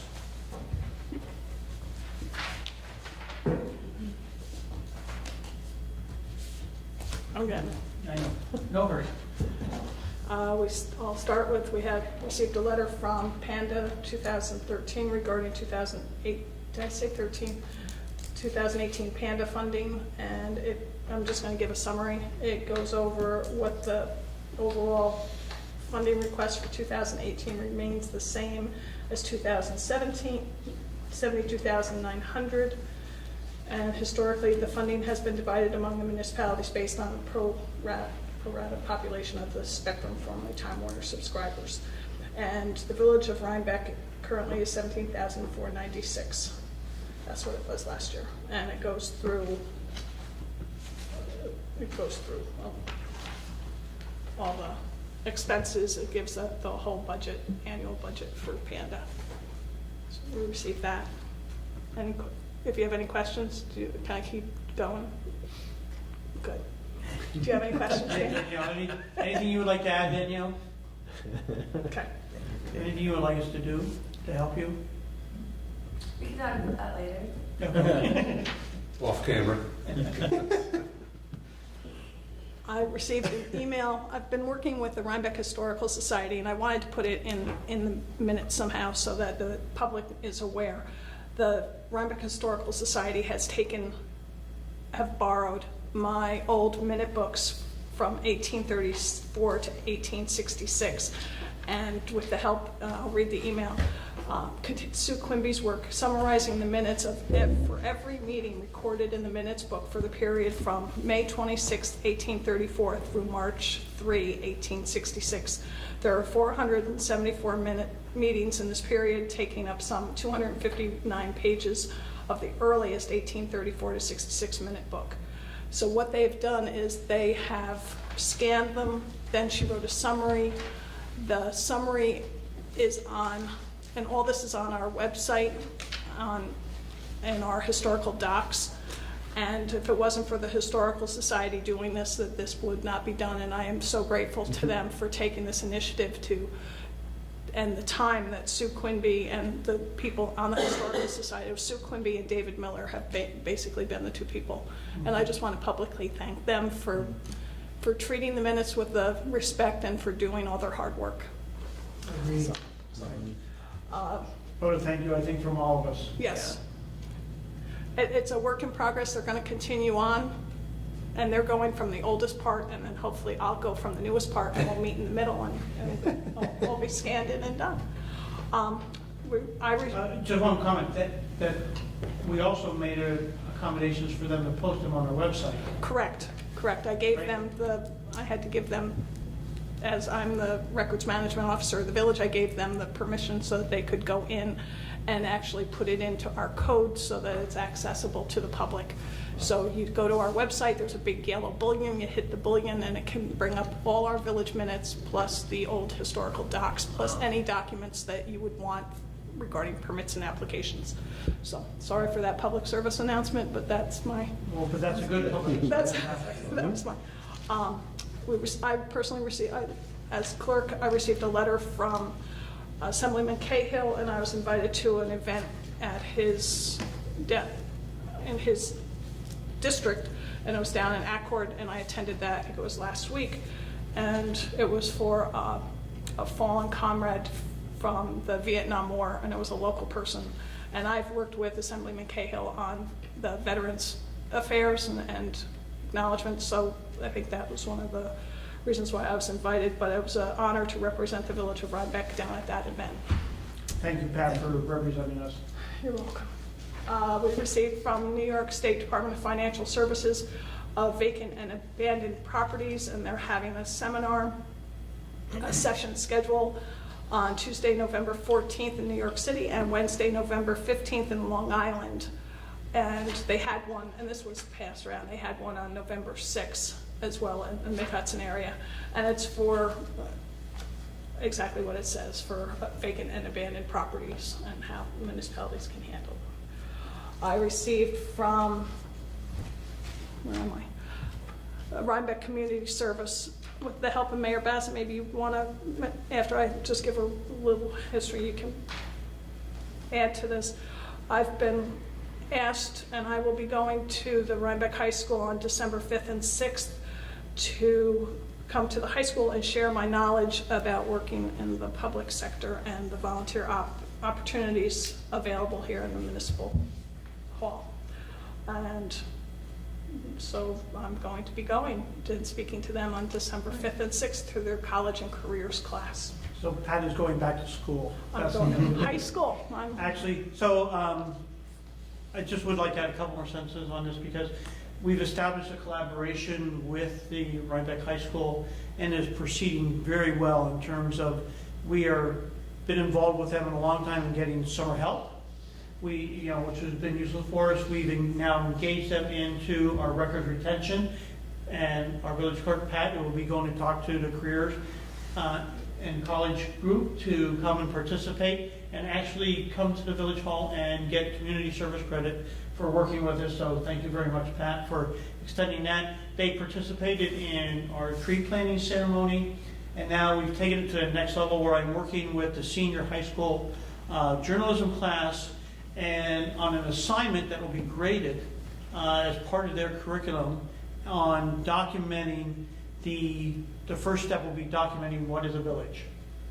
And the definition in terms of what is a village, in terms of even what is a village to a town. And I will be extending an invitation to you and our staff to go to attend their class, as to be part of the interview, which will be coming up on December 4th at 8 a.m. And if you're available to participate, I would encourage you to come and be interviewed by the senior class of journalistic writers who are eagerly taking on this assignment and want to learn more about the village. This is I can only see this as positive. Working with our school and our children to have them learn about what we're doing. So enough of my public relations pitch as well. But it's a great thing. We had received a letter, or Mayor Bassett had, regarding the Rhinebeck Jewish Center, and Mayor Bassett has been invited to light the center candle at the menorah on Saturday night, December 16th. And he graciously accepted. There was three others that have come in, after. Today was crazy, I'm sorry. The last 2 days with Santa Claus and the tree lighting. Dutchess County Transportation Council, this letter transmits 4 items requiring the Transportation Council action. Non-voting members are receiving this letter for informational purposes only, and there's 4 resolutions, and there's enclosed is a list, but I didn't get the list of 3 resolutions on an official ballot, so I don't have the ballot, and it was the dates passed because it was November 9th, so that's I received an email regarding the Ever Ready Diner. I know it's in the town, but part of it's in the town. It's from Joe Lopez. It's been almost a year since this update, and there has been no progress on cleaning up the site. How is this eyesore used to be the Ever Ready Diner allowed to remain in that state? What fines have been assessed and what recourse is available? This needs to be addressed. Regards, Joe. This is his second, I think, email to the village regarding this. And I believe Karen, our planning and zoning clerk, had responded to him before, stating that the village does not have jurisdiction on this location. It is the town of Rhinebeck that has the jurisdiction. And I received just an ad from a law firm. Okay. Thank you, Pat. You're welcome. All right, so the last item would be a vacation buyout request. Do you have the copy of that, Pat?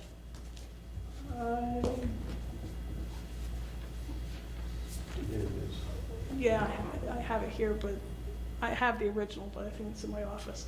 Mike Wolf is requesting a buyout of 300 hours of vacation at his current rate of pay at $27.45 for a total of $8,235.